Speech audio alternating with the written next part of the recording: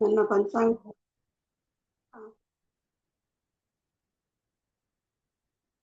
ಇಂದಿನ ಕಾರ್ಯಕ್ರಮವನ್ನು ಪ್ರಾರಂಭಿಸೋಣ. ಮೊದಲಿಗೆ ಪ್ರಾರ್ಥನೆ ಮಾಡುವುದರ ಮೂಲಕ ಇಂದಿನ ಕಾರ್ಯಕ್ರಮವನ್ನು ಪ್ರಾರಂಭಿಸೋಣ.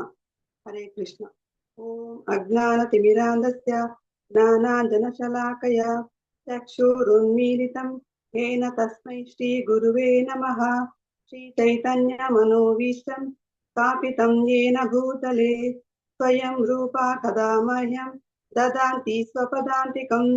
ವಂದೇಹಂ ಶ್ರೀ ಗುರು ಶ್ರೀಯುತಪದಕಮಲಂ ಶ್ರೀ ಗುರುರ್ವೈಷ್ಣವಂ ಚ ಶ್ರೀರೂಪಂ ಸಾಗ್ರಜಾತಂ ಸಹಗಣ ರಘುನಾಥಾನ್ವಿತಂ तं सजीवं साद्वैतं सावधूतं परिजन सहितं कृष्ण चैतन्य देवं श्री राधा कृष्ण पादान् सहगण ललिता श्री विशाखान्विता च हे कृष्णा करुणा सिन्धु दीनबन्धु जगत्पते गोपेश गोपिका कान्ता राधा कान्ता नमोस्तुते सप्त काञ्चन गौरांगी राधे वृन्दावनेश्वरी वृषभानुसुते देवी प्रणमामि हरिप्रिये.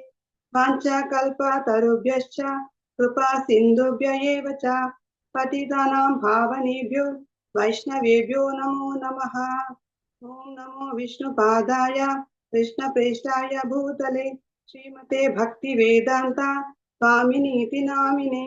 नमस्ते सरस्वती देवी गौरवाणी प्रचारिणी निर्विशेषा शून्यवादी पाश्चात्य देशतारिणी. जय श्री कृष्ण चैतन्य प्रभु नित्यानंद श्री अद्वैत गदाधर श्रीवासादि गौर भक्तवृंद. हरे कृष्णा कृष्ण कृष्ण हरे हरे हरे राम राम राम हरे हरे. ಹರೇ ಕೃಷ್ಣ. ಎಲ್ಲರಿಗೂ ಸ್ವಾಗತ.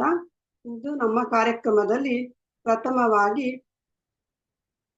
ವೈಷ್ಣವ ಭಜನೆಯನ್ನು ಹಾಡಲು ಬರ್ತಿದ್ದಾರೆ ಜಯಶ್ರೀ ಮಾತಾಜಿಯವರು. ಇವರು ನಮ್ಮ ಶಿವಮೊಗ್ಗ ಇಸ್ಕಾನ್ ಟೆಂಪಲ್ ಅಲ್ಲಿ 3 ವರ್ಷದಿಂದ ಕೃಷ್ಣ ಪ್ರಜ್ಞೆಯಲ್ಲಿ ಬರ್ತಾ ಇದ್ದಾರೆ. ಮತ್ತೆ ಎಲ್ಲಾ ದೇವಸ್ಥಾನದಲ್ಲಿ ಎಲ್ಲಾ ಸೇವೆಗಳನ್ನು ಸಹ ನಗುಮುಖದಿಂದನೇ ಮಾಡ್ತಾ ಇರ್ತಾರೆ. ಎಲ್ಲಾ ಸೇವೆಯಲ್ಲೂ ಭಾಗವಹಿಸ್ತಾರೆ ಮತ್ತು ಪ್ರಚಾರದಲ್ಲಿ, ಪುಸ್ತಕ ವಿತರಣೆಯಲ್ಲಿ, ಮತ್ತೆ ಈಗ ಜನ್ಮಾಷ್ಟಮಿ ಕಲೆಕ್ಷನ್ ಅಲ್ಲಿ ಕೂಡ ಅವರು ಸಕ್ರಿಯವಾಗಿ ಭಾಗವಹಿಸ್ತಾ ಇದ್ದಾರೆ. ಮತ್ತೆ ತಮ್ಮ ಕುಟುಂಬದ ಎಲ್ಲಾ ಸದಸ್ಯರನ್ನು ಕೂಡ ಅವರು ಕೃಷ್ಣ ಪ್ರಜ್ಞೆಗೆ ತರ್ತಾ ಇದ್ದಾರೆ. ಧನ್ಯವಾದಗಳು ಮಾತಾಜಿ. ನಿಮಗೆ ಸ್ವಾಗತವನ್ನು ಕೋರುತ್ತೇನೆ ಮಾತಾಜಿ. ಹರೇ ಕೃಷ್ಣ. ಹರೇ ಕೃಷ್ಣ ಕೃಷ್ಣ ಕೃಷ್ಣ ಹರೇ ಹರೇ ಹರೇ ರಾಮ ರಾಮ ರಾಮ ಹರೇ ಹರೇ. ಜಯಶ್ರೀ ಮಾತಾಜಿ. ಹರೇ ಕೃಷ್ಣ ಮಾತಾಜಿ. ಧನ್ಯವಾದ ಮಾತಾಜಿ. ಹರೇ ಕೃಷ್ಣ ಕೃಷ್ಣ ಕೃಷ್ಣ ಹರೇ ಹರೇ ಹರೇ ರಾಮ ರಾಮ ರಾಮ ಹರೇ ಹರೇ. ವೈಷ್ಣವ ಗೀತೆ ಶ್ರೀಲ ಭಕ್ತಿ ವಿನೋದ ಠಾಕೂರರ ಗೀತಾವಳಿಯಿಂದ. ಯಶೋಮತಿ ನಂದನ ಬ್ರಜಬರೋ ನಾಗರ ಗೋಕುಲ ರಂಜನ ಕಾನ. ಯಶೋಮತಿ ನಂದನ ಬ್ರಜಬರೋ ನಾಗರ ಗೋಕುಲ ರಂಜನ ಕಾನ. ಗೋಪಿ ಪರಣದನ ಮದನ ಮನೋಹರ ಗೋಪಿ ಪರಣದನ ಮದನ ಮನೋಹರ. ಕಾಲಿಯ ದಮನ ವಿಧಾನ ಕಾಲಿಯ ದಮನ ವಿಧಾನ. ಯಶೋಮತಿ ನಂದನ ಬ್ರಜಬರೋ ನಾಗರ ಗೋಕುಲ ರಂಜನ ಕಾನ. ಅಮಲ ಹರಿನಾಮ ಅಮಿಯ ವಿಲಾಸ ಅಮಲ ಹರಿನಾಮ ಅಮಿಯ ವಿಲಾಸ. ವಿಪಿನ ಪುರಂದರ ನವೀನ ನಗರ ಪುರ ವಿಪಿನ ಪುರಂದರ ನವೀನ ನಗರ ಪುರ. ವಂಶೀವದಾನ ಸುಹಾಸ ವಂಶೀವದಾನ ಸುಹಾಸ. ಯಶೋಮತಿ ನಂದನ ಬ್ರಜಬರೋ ನಾಗರ ಗೋಕುಲ ರಂಜನ ಕಾನ. ರಜ ಜನ ಪಾಲನ ಹಸುರ ಕುಲ ನಾಶನ ರಜ ಜನ ಪಾಲನ ಹಸುರ ಕುಲ ನಾಶನ. नंदा गोदनर कुवाला, नंदा गोदनर कुवाला, यशोमती नंदना ब्रजबरो नागरा, गोकुल रंजन काना, गोविंद माधव नवनीत तस्कर, गोविंद माधव नवनीत तस्कर, सुंदर नंद गोपाला, सुंदर नंद गोपाला, यशोमती नंदना ब्रजबरो नागरा, गोकुल रंजन काना, जमुना तटचरा गोपी बसन हरा, जमुना तटचरा गोपी बसन हरा, रासा रसिक कृप मोया, रासा रसिक कृप मोया, यशोमती नंदना ब्रजबरो नागरा, गोकुल रंजन काना, श्री राधा वल्लभा वृंदावन नटवरा, श्री राधा वल्लभा वृंदावन नटवरा, भक्ति विनोदाश्राया, भक्ति विनोदाश्राया, यशोमती नंदना ब्रजबरो नागर, गोकुल रंजन काना, गोकुल रंजन काना. हरे कृष्ण माताजी. ಹರೇ ಕೃಷ್ಣ ಮಾತಾಜಿ. ಯಶೋಧನಂದನ ಕೀರ್ತನೆ ಮಾಡೋದ್ರ ಮೂಲಕ ನಮಗೆಲ್ಲ ಆನಂದ ತರ್ತಿದ್ದೀರಾ. ಒಳ್ಳೆ ಐಸ್ ಬ್ರೇಕರ್ ಆಗಿದೆ ಮಾತಾಜಿ. ತುಂಬಾ ಚೆನ್ನಾಗಿ ಹಾಡಿದ್ರಿ ಮಾತಾಜಿ. ಧನ್ಯವಾದಗಳು. ಅವಕಾಶ ಕೊಟ್ಟಿರಿ ಗೋಪಿಸಿಯನಿಗೆ ಧನ್ಯವಾದಗಳು ಮಾತಾಜಿ. ನಿಮಗೆ ಒಂದ್ಸಲ ಹರೇ ಕೃಷ್ಣ ಮಹಾಮಂತ್ರ ಹೇಳೋದ್ರ ಮೂಲಕ ವಂದನೆಗಳನ್ನ ಅರ್ಪಿಸ್ತಾ ಇದ್ದೀನಿ ಮಾತಾಜಿ. ಹರೇ ಕೃಷ್ಣ ಕೃಷ್ಣ ಕೃಷ್ಣ ಹರೇ ಹರೇ, ಹರೇ ರಾಮ ರಾಮ ರಾಮ ಹರೇ ಹರೇ. ಥ್ಯಾಂಕ್ ಯು ಮಾತಾಜಿ. ಈಗ ನಾವೆಲ್ಲ ಕಾತುರರಾಗಿ ಕಾಯ್ತಾ ಇರುವ ಇಂದಿನ ಪ್ರವಚನವನ್ನು ಮಾಡಲು ಅನುತ್ತಮ ವಿಲಾಸಿನಿ ದೇವಿದಾಸಿ ಮಾತಾಜಿಯವರಿಗೆ ನಾನು ಸ್ವಾಗತವನ್ನು ಕೊಡ್ತೇನೆ. ಇವ್ರು ಚಿರಪರಿಚಿತರಾದ್ರೆ ಇವ್ರ ಬಗ್ಗೆ ಎಲ್ಲರಿಗೂ ಚೆನ್ನಾಗಿ ತಿಳಿದಿದೆ. ಸ್ವಲ್ಪ ಇವರ ಫ್ಯಾಮಿಲಿ ಬಗ್ಗೆ ಹೇಳೋಣ ಅಂತ ಅನ್ಕೊಂಡೆ. ಅಂದ್ರೆ ಇವ್ರ ಪ್ರಭುಗಳು ಬಂದು ರಸಿಕ್ ಶೇಖರ್ ಚೈತನ್ಯ ದಾಸ್ ಅಂತ. ಅವರು ಮತ್ತೆ ಮಕ್ಕಳು, ಚಿಕ್ಕ ಮಕ್ಳಿದಾರೆ, ಇಬ್ರು ಗಂಡ್ ಮಕ್ಳು, ಜಗನ್ ಮೋಹನ್ ಮತ್ತು ರಾಕೇಶ್ ಅಂತ. ಇಬ್ರು ಎಷ್ಟು ಚಿಕ್ಕ ಮಕ್ಳು. ಅವರು ಎಷ್ಟು ಕೃಷ್ಣ ಪ್ರಜ್ಞೆ ಸಕ್ರಿಯರಾಗಿರ್ತಾರೆ ಅಂದ್ರೆ 1 ಗಂಟೆಗೆ ಎಪ್ಸಿ ಕರ್ಕೊಂಡೋದ್ರು ಎಲ್ಲಿ ಬಂದು ಕೀರ್ತನೆ ಮಾಡಕ್ಕೂ ರೆಡಿ ಆಗಿರ್ತಾರೆ. ಕರ್ತಾಳ್ ಬಾರಿಸ್ತಾರೆ, ಮೃದಂಗ ಬಾರಿಸ್ತಾರೆ. ಮಕ್ಳು ನೋಡಿದ್ರೆ ತುಂಬಾ ಖುಷಿ ಆಗತ್ತೆ. ಮಾತಾಜಿ ತುಂಬಾ ಚೆನ್ನಾಗಿ ಮಕ್ಳನ್ನ ಕೃಷ್ಣ ಪ್ರಜ್ಞೆಯಲ್ಲಿ ಬೆಳೆಸಿದ್ದಾರೆ. ಮತ್ತೆ ಪ್ರಭುಗಳು ಸಹ ತುಂಬಾ ದೇವಸ್ಥಾನಕ್ಕೆ ಬರೋ ಎಲ್ಲ ಭಕ್ತರ ಮತ್ತು ಅವರ ಫ್ಯಾಮಿಲಿ ಬಗ್ಗೆ ತುಂಬಾ ಕಾಳಜಿ ತಗೊಂತಾರೆ, ಕೇರ್ ತಗೊಂತಾರೆ. ಇವ್ರ ಫ್ಯಾಮಿಲಿ ಜೊತೆಗೆ ಟೆಂಪಲ್ ಬರ್ಗೆ ಎಲ್ಲ ಫ್ಯಾಮಿಲಿ ಸೇರಿಸ್ಕೊಂಡು ಕೃಷ್ಣ ಪ್ರಜ್ಞೆಯನ್ನು ಮಾಡುವಂತ ಅವಕಾಶವನ್ನು ಕೊಡ್ತಾ ಇದ್ದಾರೆ, ಮತ್ತೆ ಮುನ್ನಡೆಸ್ಕೊಂಡು ಹೋಗ್ತಾ ಇದ್ದಾರೆ. ಇಷ್ಟು ಹೇಳಕ್ಕೆ ಇಷ್ಟಪಡ್ತೀನಿ. ಮಾತಾಜಿ, ನಿಮಗೆ ಸ್ವಾಗತವನ್ನು ಕೋರ್ತೀನಿ ಮಾತಾಜಿ.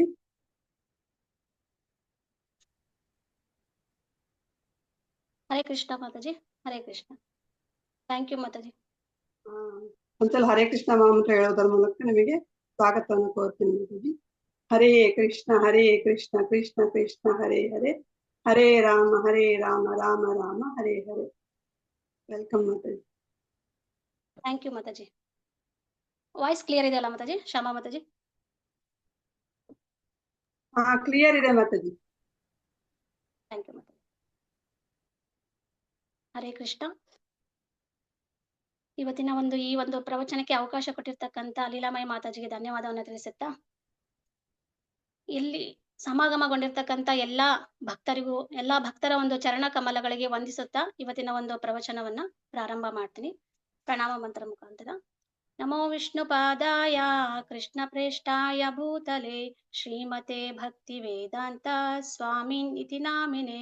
ನಮಸ್ತೆ ಸರಸ್ವತಿ ದೇವಿ ಗೌರವಾಣಿ ಪ್ರಚಾರಿಣೆ ನಿರ್ವಿಶೇಷ ಶೂನ್ಯವಾದಿ ಪಾಶ್ಚಾತ್ಯ ದೇಶತಾರಿಣೆ. ಜೈ ಶ್ರೀ ಕೃಷ್ಣ ಚೈತನ್ಯ ಪ್ರಭು ನಿತ್ಯಾನಂದ ಶ್ರೀ ಅದ್ವೈತ ಗದಾಧರ ಶ್ರೀವಾಸಾದಿ ಗೌರ ಭಕ್ತವೃಂದ. ಹರೇ ಕೃಷ್ಣ ಕೃಷ್ಣ ಕೃಷ್ಣ ಹರೇ ಹರೇ, ಹರೇ ರಾಮ ರಾಮ ರಾಮ ಹರೇ ಹರೇ. ಮತ್ತೊಮ್ಮೆ ಎಲ್ಲರಿಗೂ ಪ್ರಣಾಮಗಳನ್ನು ತಿಳಿಸುತ್ತಾ ಇವತ್ತಿನ ಒಂದು ಪ್ರವಚನವನ್ನ ಪ್ರಾರಂಭ ಮಾಡ್ತೀನಿ. ಇವತ್ತಿನ ಒಂದು ಪ್ರವಚನ ಶ್ರೀಕೃಷ್ಣನ ಒಂದು ಜನನ ಮತ್ತು ಅವನ ಒಂದು ಕಾರ್ಯದ ದಿವ್ಯತ್ವ. ತುಂಬಾ ಇಂಪಾರ್ಟೆಂಟ್ ಇದೆ ಇದು. ಅಂದ್ರೆ ಈ ಶ್ಲೋಕದಲ್ಲಿ ಒಂದು ಹೇಗಪ್ಪ ಅಂತಂದ್ರೆ, ಈ ಭಗವಂತನ ಒಂದು ಕೃಷ್ಣನ ಜನನ ಮತ್ತು ಅವನ ಕಾರ್ಯಗಳನ್ನ ಅರ್ಥ ಮಾಡ್ಕೊಳೋದು ತುಂಬಾ ಕಷ್ಟ ಅಂತ. ಯಾವ ರೀತಿ ಕಷ್ಟ ಅಂದ್ರೆ, ಸಾಮಾನ್ಯ ಮನುಷ್ಯರಿಗೆ ಅರ್ಥ ಮಾಡ್ಕೊಳ್ಳೋದು ತುಂಬಾನೇ ಕಷ್ಟ. ಹಾಗಾಗಿ ಇಲ್ಲಿ ನಾವು ಒಂದು ಶ್ಲೋಕವನ್ನು ತಗೊಳ್ಳೋಣ. ಆ ಶ್ಲೋಕದಿಂದ ನಾವು ಇದನ್ನ ಪ್ರಾರಂಭ ಮಾಡೋಣ.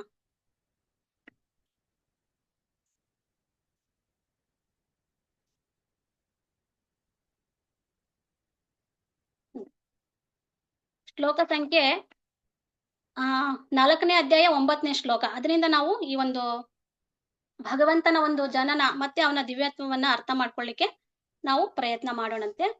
ಜನ್ಮ ಕರ್ಮ ಚ ಮೇ ದಿವ್ಯಂ ಏವಂ ಯೋ ವೇತ್ತಿ ತತ್ವತಃ ತ್ಯಕ್ತ್ವಾ ದೇಹಂ ಪುನರ್ಜನ್ಮ ನೈತಿ ಮಾಮೇತಿ ಸೋ ಅರ್ಜುನ. ಇಲ್ಲಿ ಅನುವಾದದಲ್ಲಿ ಹೇಳ್ತಾರೆ, ಅನುವಾದ ಶಿಲ ಪ್ರಭುಪಾದರಿಂದ, ಶಿಲ ಪ್ರಭುಪಾದ್ ಕಿ ಜೈ.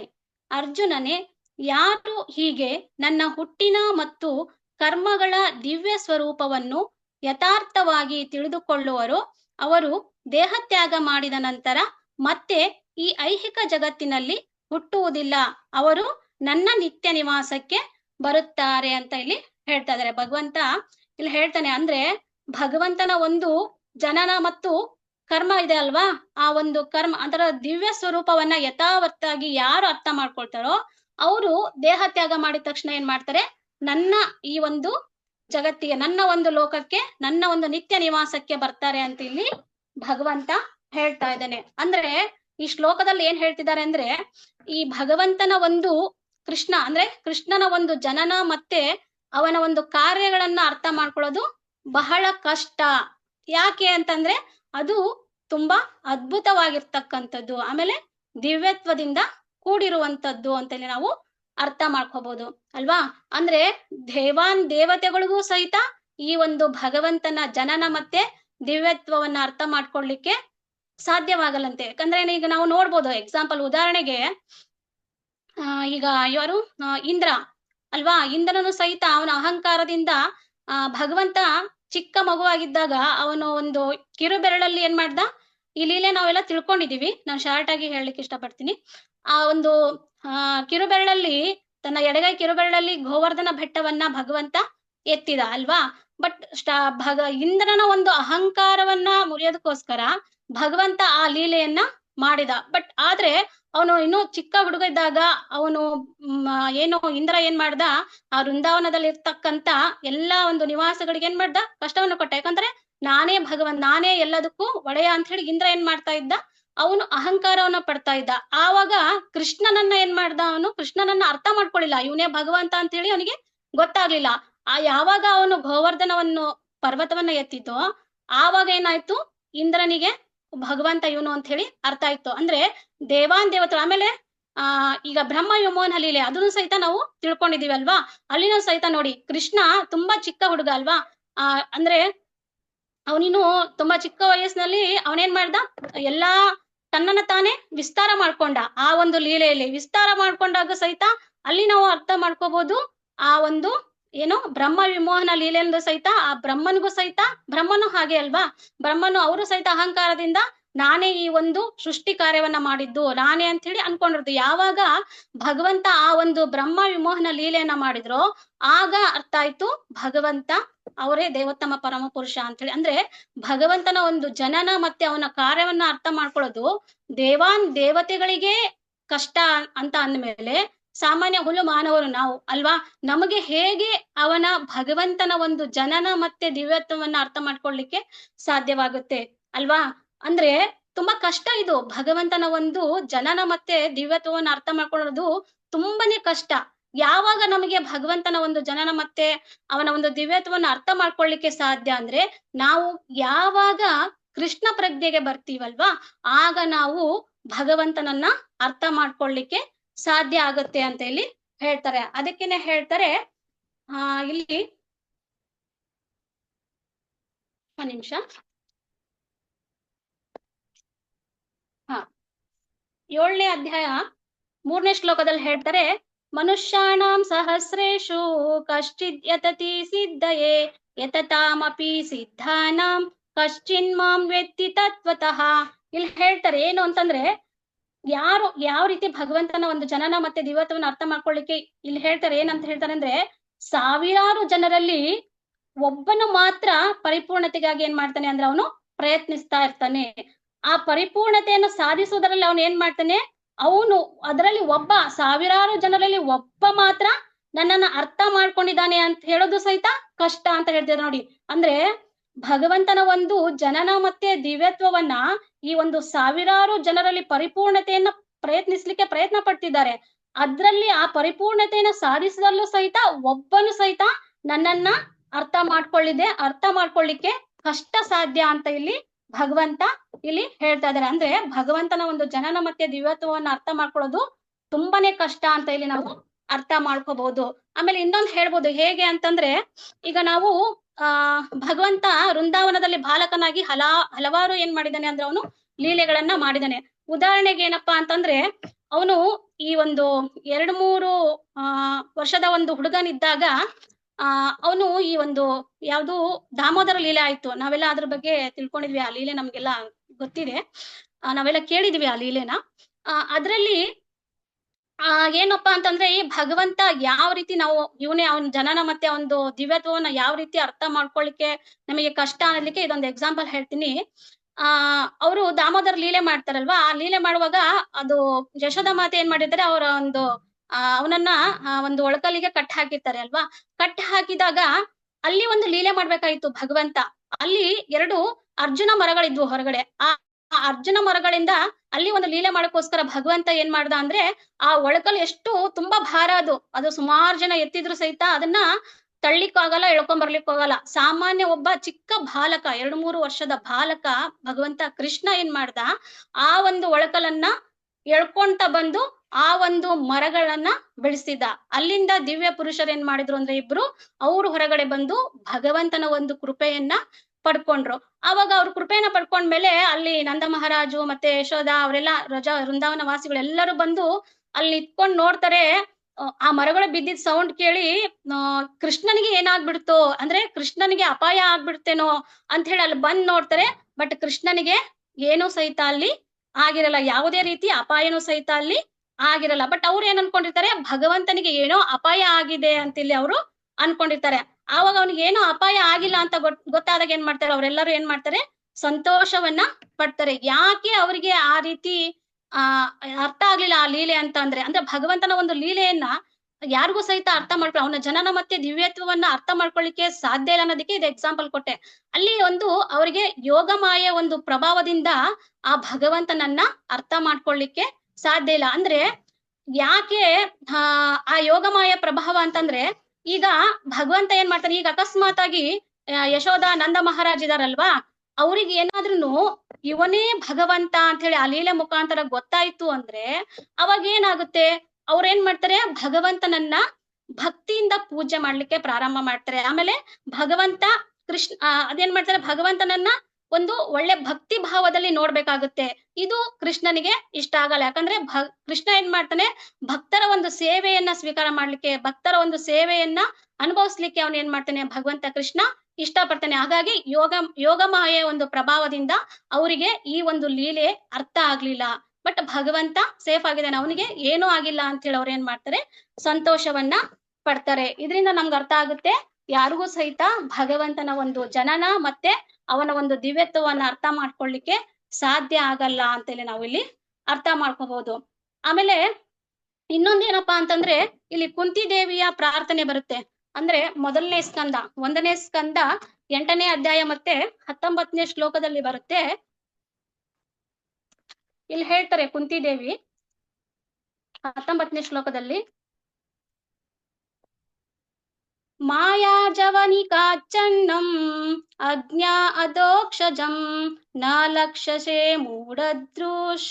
ಮೂಢದೃಶ ನಟೋ ನಾಟ್ಯಾಧರೋ ಯತ ಅಂತ ಇಲ್ಲಿ ಏನ್ ಹೇಳ್ತಾರಪ್ಪ ಅಂದ್ರೆ, ಈ ಒಂದು ಭಗವಂತ ಇದನಲ್ವಾ, ಮನುಷ್ಯರಾದವರು ಎಷ್ಟು ತಪ್ಪು ತಿಳುವಳಿಕೆಯಿಂದ ಇದ್ದಾರೆ. ಈ ತಪ್ಪು ತಿಳುವಳಿಕೆ ಇರ್ತಕ್ಕಂತ ಮನುಷ್ಯ, ದಡ್ಡನಾಗಿರ್ತಕ್ಕಂತ ಮನುಷ್ಯ ನನ್ನನ್ನ ಅರ್ಥ ಮಾಡ್ಕೊಳ್ಳಿಕ್ಕೆ ಸಾಧ್ಯ ಇಲ್ಲ ಅಂತ ಹೇಳ್ತಾರೆ. ಅಂದ್ರೆ ಇಲ್ಲಿ ನಟನ ವೇಷದಲ್ಲಿರ್ತಕ್ಕಂತ ನಟನನ್ನ ಹೇಗೆ ಗುರುತಿಸ್ಲಿಕ್ಕೆ ಸಾಧ್ಯವಿಲ್ಲವೋ ಅದೇ ರೀತಿ ನಾವೆಲ್ಲ ಮೂರ್ಖ ಪ್ರೇಕ್ಷಕರು ಅಂತ ಹೇಳಿ ನಮ್ಮನ್ನ ಹೋಲಿಸ್ತಾ ಇದ್ದಾನೆ ಇಲ್ಲಿ ಭಗವಂತ. ನಾವೆಲ್ಲ ಪ್ರೇಕ್ಷಕರು ಮೂರ್ಖರಾಗಿ ನಮ್ಮನ್ನ ಭಗವಂತ ನಾವು ಭಗವಂತನನ್ನ ಅರ್ಥ ಮಾಡ್ಕೊಳ್ಳಿಕ್ಕೆ ಸಾಧ್ಯ ಇಲ್ಲ. ನಮ್ಮ ಕಣ್ಣಿಗೆ ಅದೃಶ್ಯನಾಗಿ ಭಗವಂತ ಕಾಣ್ತಾನೆ. ಅಂದ್ರೆ ಈಗ ನಟನ ವೇಷದಲ್ಲಿ ಇರ್ತಕ್ಕಂತ, ಈಗ ಒಬ್ಬ ನಟನೆ ಮಾಡ್ತಾ ಇರ್ತಾನೆ, ಆ ನಟನೆ ಮಾಡ್ತಾ ಇರ್ತಾನೆ, ಬಟ್ ಅವನ ಒಂದು ನಟನೆ ನಾವು ಮಾಡ್ಕೊಂತೀವಿ, ಬಟ್ ಅವನ ಒಂದು ನಟನೆಯನ್ನ ಗುರುತಿಸ್ಲಿಕ್ಕೆ ನಮಗೆ ಸಾಧ್ಯ ಆಗಲ್ಲ. ಅದೇ ರೀತಿ ಭಗವಂತ ಏನಿದ್ದಾನೆ, ಅವನ ಒಂದು ಜನನ ಮತ್ತೆ ದಿವ್ಯತ್ವವನ್ನ ನಮಗೆ ಅರ್ಥ ಮಾಡ್ಕೊಳ್ಳಿಕ್ಕೆ ಸಾಧ್ಯ ಇಲ್ಲ ಇಲ್ಲಿ ಅಂತ ಇಲ್ಲಿ ಹೇಳ್ತಾ ಇದ್ದಾರೆ. ಅದೇ ರೀತಿ ಇನ್ನೊಂದು ಹೇಳ್ಬೋದು ಏನಪ್ಪಾ ಅಂತಂದ್ರೆ, ಇಲ್ಲಿ ಭಗವಂತನ ಜನನ ಮತ್ತೆ ಕಾರ್ಯಗಳನ್ನ ಅರ್ಥ ಮಾಡ್ಕೊಳ್ಳೋದು ಎಷ್ಟು ಕಷ್ಟ ಅಂತಂದ್ರೆ, ಭಗವಂತ ಈ ಒಂದು ಜಗತ್ತಿಗೆ ಸಾಧಾರಣ ಮನುಷ್ಯನಾಗಿ ಬಂದಾಗ ಎಲ್ಲ ಏನ್ ಮಾಡ್ತಾರೆ, ಈಗ ಅವನು ಉದಾಹರಣೆ ಹೇಳ್ಬೋದು, ಈಗ ರಾಮನಾಗಿ ಬಂದಿರ್ಬೋದು, ಆಮೇಲೆ ಕೃಷ್ಣನಾಗಿ ಬಂದಿರ್ಬೋದು, ವರಹ ರೂಪದಲ್ಲಿ ಬಂದಿರ್ಬೋದು. ಈ ರೂಪದಲ್ಲಿ ಭಗವಂತ ಬಂದಾಗ ಅವ್ರು ಹೇಳ್ತಾರೆ, ಏನ್ ಹೇಳ್ತಾರಪ್ಪ ಅಂದ್ರೆ 9.11 ಶ್ಲೋಕದಲ್ಲಿ ಹೇಳ್ತಾರೆ, 9ನೇ ಅಧ್ಯಾಯ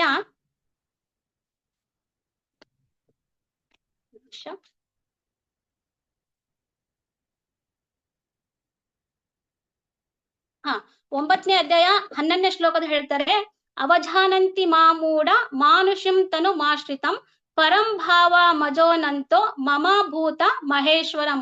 ಇಲ್ಲಿ ಹೇಳ್ತಾರೆ, ಏನ್ ಹೇಳ್ತಾರೆ ಅಂದ್ರೆ ಶ್ರೀಲ ಪ್ರಭುಪಾದರು, ನಾನು ಮನುಷ್ಯ ರೂಪದಲ್ಲಿ ಇಳಿದು ಬಂದಾಗ ಮೂಢರು ಅಜ್ಞಾನಿಗಳು ನನ್ನನ್ನು ಏನ್ ಮಾಡ್ತಾರೆ ಅಂದ್ರೆ ಅಪಹಾಸ್ಯ ಮಾಡ್ತಾರೆ. ಯಾಕೆ ಅಪಹಾಸ್ಯ ಮಾಡ್ತಾರೆ? ನನ್ನನ್ನ ಭಗವಂತ ಅಂತ ನಾ ಮನುಷ್ಯ ರೂಪದಲ್ಲಿ ಬಂದಿದ್ದಾನಲ್ವಾ, ನನ್ನ ಜನನ ಮತ್ತು ನನ್ನ ದಿವ್ಯತ್ವವನ್ನ ಅರ್ಥ ಮಾಡ್ಕೊಳ್ಳಿಕ್ಕೆ ಅವ್ರಿಗೆ ಸಾಧ್ಯವಾಗೋದಿಲ್ಲ. ನಾನೇ ಇದರ ಒಂದು ಈ ಒಂದು ಜಗತ್ತಿನ ಒಡೆಯ, ನಾನೇ ಇದರ ಪ್ರಭು ಅಂತ ಹೇಳಿ ಯಾರು ನನ್ನ ದಿವ್ಯ ಪ್ರಕೃತಿಯನ್ನ ತಿಳಿತಾರೋ ಅವರಿಗೆ ನನ್ನ ಒಂದು ದಿವ್ಯತ್ವದ ಬಗ್ಗೆ ಅರ್ಥ ಆಗುತ್ತೆ ಅಂತ ಹೇಳ್ತಾರೆ ಅಲ್ವಾ. ಈಗ ನಾವು ಇದರ ಶ್ಲೋಕದಲ್ಲಿ ನಾವು ತಿಳ್ಕೊಂಡ ಹಾಗೆ ಭಗವಂತ ರಾಮನಾಗಿರ್ಬೋದು, ವರಹ ರೂಪದಲ್ಲಾಗಿರ್ಬೋದು, ಕೃಷ್ಣನಾಗಿ ಮನುಷ್ಯ ರೂಪದಲ್ಲಿ ಬಂದಾಗ ಅವನನ್ನ ಯಥಾವತ್ತಾಗಿ ಒಪ್ಕೊಳ್ಳಿಕ್ಕೆ ಮೂಢರಾಗಿರ್ತಕ್ಕಂಥ ಅಜ್ಞಾಗಳಿರ್ತಕ್ಕಂಥ ಅವ್ರು ಏನ್ ಮಾಡ್ತಾರೆ, ಅವರು ಒಪ್ಕೊಳ್ಳಿಕ್ಕೆ ಸಾಧ್ಯ ಆಗಲ್ಲ. ಯಾಕೆ ಅವರು ಈ ಒಂದು ಭಗವಂತನ ಜನನ ಮತ್ತೆ ದಿವ್ಯತ್ವವನ್ನ ಒಪ್ಕೊಳ್ಳಿಕ್ಕೆ ಸಾಧ್ಯ ಆಗಲ್ಲ ಅಂದ್ರೆ, ಮನುಷ್ಯನಿಗೆ 4 ದೋಷಗಳಿದಾವೆ ಅಲ್ವಾ. ಯಾರಾದ್ರೂ ಹೇಳ್ತೀರಾ ಮನುಷ್ಯನ 4 ದೋಷಗಳು? ಮನುಷ್ಯನಿಗೆ ಇರ್ತಕ್ಕಂಥ 4 ದೋಷಗಳು ಯಾವ ಅಂತ ಯಾರಾದ್ರೂ ಹೇಳ್ತೀರಾ? ಹರೇ ಕೃಷ್ಣ. ಹರೇ ಕೃಷ್ಣ ಮಾತಾಜಿ. ಹೇಳಿ. ಹರೇ ಕೃಷ್ಣ. ತಪ್ಪು ಮಾಡುವುದು, ಭ್ರಮೆಗೊಳಗಾಗುವುದು, ಸುಳ್ಳನ್ನ ಹೇಳುವುದು, ಅಪರಿಪೂರ್ಣ ಇಂದ್ರಿಯಗಳು. ಎಸ್ ಮಾತಾಜಿ. ಅಂದ್ರೆ ಸುಳ್ಳು ಹೇಳುವುದು ಬರೋದು. ಅಂದ್ರೆ ತಪ್ಪು ಮಾಡುವುದು, ಮೋಸ ಹೋಗುವುದು, ಆಮೇಲೆ ಭ್ರಮೆಗೆ ಒಳಗಾಗುವುದು, ಅಪರಿಪೂರ್ಣ ಇಂದ್ರಿಯ. ಈ 4 ದೋಷಗಳು ಮನುಷ್ಯನಿಗೆ ಇರೋದ್ರಿಂದ ಏನಪ್ಪಾ ಅಂದ್ರೆ ಭಗವಂತನ ಒಂದು ಯಜಮಾನಿಕೆ, ಆಮೇಲೆ ಭಗವಂತನ ಒಂದು ಒಡೆತನ, ಅದನ್ನ ನಮ್ಗೆ ಒಪ್ಕೊಳ್ಳಿಕ್ಕೆ ಸಾಧ್ಯ ಆಗಲ್ಲ ಇಲ್ಲಿ ಅಂತ ಹೇಳ್ತಾರೆ. ಯಾವಾಗ ನಾವು ಈ ಭಗವಂತನ ಒಂದು ಯಜಮಾನಿಕೆ, ಅವನ ಒಂದು ಒಡೆತನ, ಯಾವಾಗ ಈ ದೋಷಗಳಿಂದ ಮುಕ್ತರಾಗ್ತೀವಿ, ಈ ದೋಷಗಳನ್ನ ನಾವು ಕಡಿಮೆ ಮಾಡ್ಕೊಳ್ತೀವಿ, ಇದರಿಂದ ಮುಕ್ತರಾದಾಗ ನಮ್ಮಲ್ಲಿ ಏನಾಗುತ್ತೆ ಅಂದ್ರೆ ಆ ಒಂದು ಈ ದೋಷಗಳಿರುವಾಗ ನಮ್ಗೆ ಏನಾಗುತ್ತೆ, ಆ ಭಗವಂತ ಅವನ ಒಡೆತನ ಮತ್ತೆ ಅವನ ಒಂದು ದಿವ್ಯತ್ವವನ್ನ ನಮಗೆ ಆ ಒಂದು ಗುಣವನ್ನ ಬೆಳೆಸ್ಕೊಳ್ಳಿಕ್ಕೆ ನಮ್ಗೇನಾಗಲ್ಲ, ಸಾಧ್ಯ ಆಗಲ್ಲ ಅಲ್ವಾ.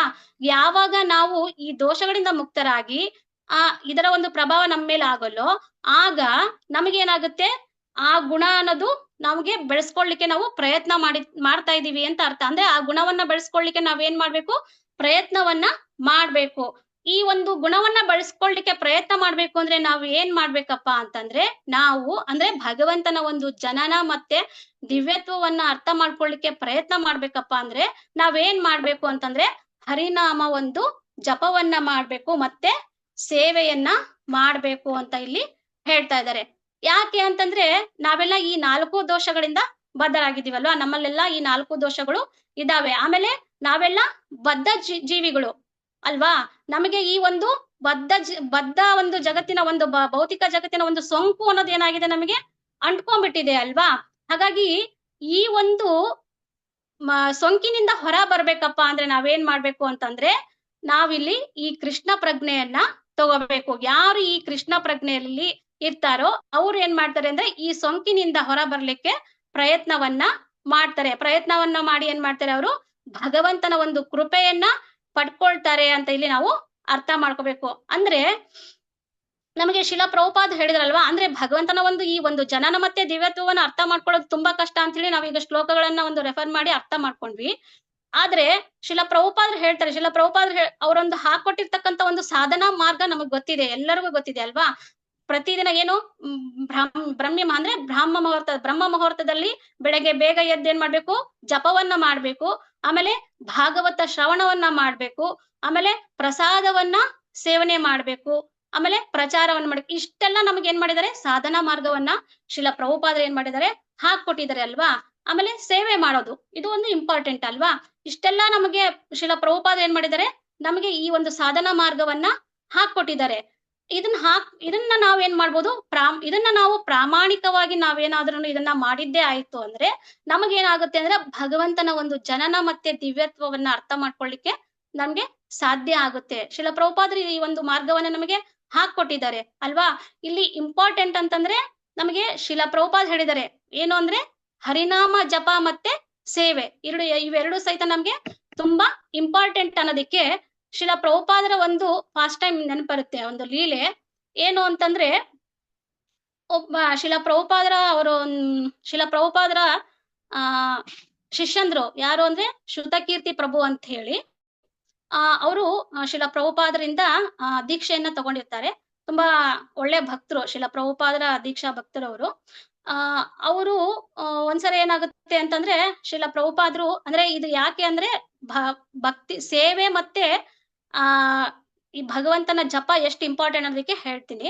ಶಿಲಾ ಪ್ರಭುಪಾದ ಹಾಕೊಟ್ಟಿರೋತಕ್ಕಂಥ ಸಾಧನಾ ಮಾರ್ಗ ಯಾವ ರೀತಿ ನಾವು ಉಪಯೋಗಿಸ್ಕೋಬೇಕು ಅನ್ನೋದಕ್ಕೆ ಶಿಲಾ ಪ್ರಭುಪಾದ ಒಂದು ಪಾಸ್ಟ್ ಟೈಮ್ ಇದು ಮಾಡಿರ್ತಕ್ಕಂಥ ಒಂದು ಲೀಲೆ. ಅವರು ಶ್ರುತಕೀರ್ತಿ ಪ್ರಭು ಏನ್ ಮಾಡ್ತಾರೆ ಅಂದ್ರೆ ಅವರು ತುಂಬಾ ಪ್ರಾಮಾಣಿಕವಾಗಿ ಏನ್ ಮಾಡ್ತಿದ್ದಾರೆ ಅಂದ್ರೆ ಸೇವೆಯನ್ನ ಮಾಡ್ತಿರ್ತಾರೆ ಪ್ರಾಮಾಣಿಕವಾಗಿ.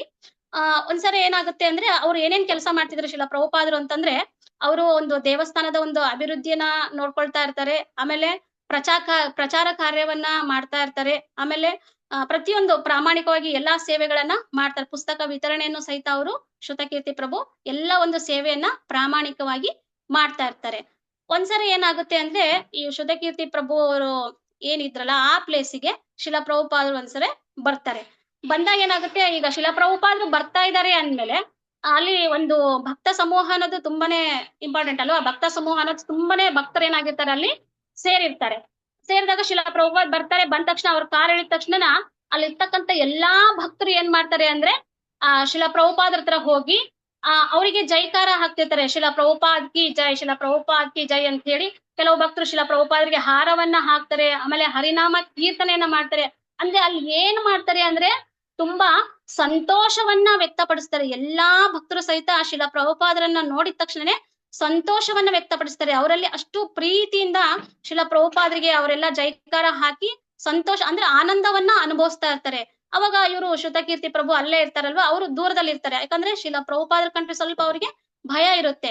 ಆ ದೂರದಲ್ಲೇ ನೋಡ್ಕೊಂಡು ನೋಡಿ ಶಿಲಾ ಪ್ರಭುಪಾದರು ಬಂದ ತಕ್ಷಣನೇ ಎಲ್ಲಾ ಭಕ್ತರು ಹೋಗಿ ಅವರನ್ನ ಪ್ರೀತಿಯಿಂದ ಬರಮಾಡ್ಕೊಂಡ್ರು, ಅವರಿಗೆ ಏನೋ ಕೀರ್ತನೆಯನ್ನ ಮಾಡಿದ್ರು, ಆಮೇಲೆ ಅವ್ರಿಗೆ ಹಾರವನ್ನ ಹಾಕಿದ್ರು, ಜೈಕಾರವನ್ನ ಹಾಕಿದ್ರು. ಎಷ್ಟು ಅವರಲ್ಲಿ ಶಿಲಾ ಪ್ರಭುಪಾದರ ಮೇಲೆ ಅವರಲ್ಲಿ ಎಷ್ಟು ಪ್ರೀತಿ ಇದೆ, ಸಂತೋಷ ಇದೆ ಅಲ್ಲ, ಎಷ್ಟು ಸಂತೋಷನ ಅನ್ಭವಿಸ್ತಾರೆ. ನನಗ್ಯಾಕೆ ಶಿಲಾ ಪ್ರಭುಪಾದರ ಮೇಲೆ ಈ ತರ ಒಂದು ಪ್ರೀತಿ ಬರ್ತಾ ಇಲ್ಲ, ಆತರ ಇರ್ಬೋದೇನೋ, ಇಷ್ಟೆಲ್ಲಾ ಪ್ರೀತಿ ತೋರಿಸ್ತಾ ಇದಾರಲ್ಲೋ ಶಿಲಾ ಪ್ರಭುಪಾದರ ಮೇಲೆ ಅವ್ರಿಗೆ ಇಷ್ಟೊಂದು ಪ್ರೀತಿ ಇರ್ಬೋದೇನೋ ಅಂತ ಹೇಳಿ ಆ ಭಾವನೆ ಏನಾಗುತ್ತೆ ಈ ಶ್ರುತಕೀರ್ತಿ ಪ್ರಭು ಅವರಿಗೆ ಬರುತ್ತೆ. ಅಂದ್ರೆ ನಾನು ಇಲ್ಲೇ ನಿಂತಿದ್ದೀನಿ, ನನಗೆ ಯಾಕೆ ಆ ಒಂದು ಫೀಲಿಂಗ್, ಆ ಒಂದು ಭಾವ ಬರ್ತಾ ಇಲ್ಲ ನನಗೆ, ಇವರೆಲ್ಲ ಎಷ್ಟು ಸಂತೋಷ ಪಡ್ತಾ ಇದ್ದಾರೆ ಅಂತ ಅವರು ಮನ್ಸಲ್ಲಿ ಅನ್ಕೊಂತಾರೆ. ಆವಾಗ ಶಿಲ ಪ್ರಭುಪಾದರು ಬರ್ತಾರೆ ಒಳಗಡೆ, ಆಮೇಲೆ ಪ್ರವಚನ ಎಲ್ಲ ಮಾಡ್ತಾರೆ. ಪ್ರವಚನ ಎಲ್ಲ ಮುಗಿದಾದ್ಮೇಲೆ ಆಮೇಲೆ ರಾತ್ರಿ ಶಿಲ ಪ್ರಭುಪಾದರು ಪ್ರಸಾದ ತಗೊಂಡು ಮಲಗಿರ್ತಾರೆ. ಮಲಗಿದಾಗ ಶ್ರುತಕೀರ್ತಿ ಪ್ರಭು ಏನ್ ಮಾಡ್ತಾರೆ, ಅವರಿಗೆ ಕಾಲುಗಳನ್ನ ಒತ್ತಲಿಕ್ಕೆ, ಸೇವೆಯನ್ನ ಮಾಡ್ಲಿಕ್ಕೆ ಹೋಗ್ತಾರೆ. ಅವ್ರ ಕಾಲ್ನ ಒತ್ತಾ ಇರ್ತಾರೆ. ಒತ್ತುವಾಗ ಶಿಲ ಪ್ರಭುಪಾದರಿಗೆ ಇವ್ರು ಶ್ರುತಕೀರ್ತಿ ಪ್ರಭು ಕೇಳ್ತಾರೆ, ಪ್ರಭುಪಾದ್ ಈಗ ನೀವು ಬೆಳಗ್ಗೆ ಬಂದ್ರಲ್ಲ, ಬಂದಾಗ ಎಲ್ಲಾ ಭಕ್ತರು ನಿಮ್ಮನ್ನ ಏನ್ ಮಾಡಿದ್ರು, ಸಂತೋಷದಿಂದ ಸ್ವಾಗತ ಮಾಡಿದ್ರು.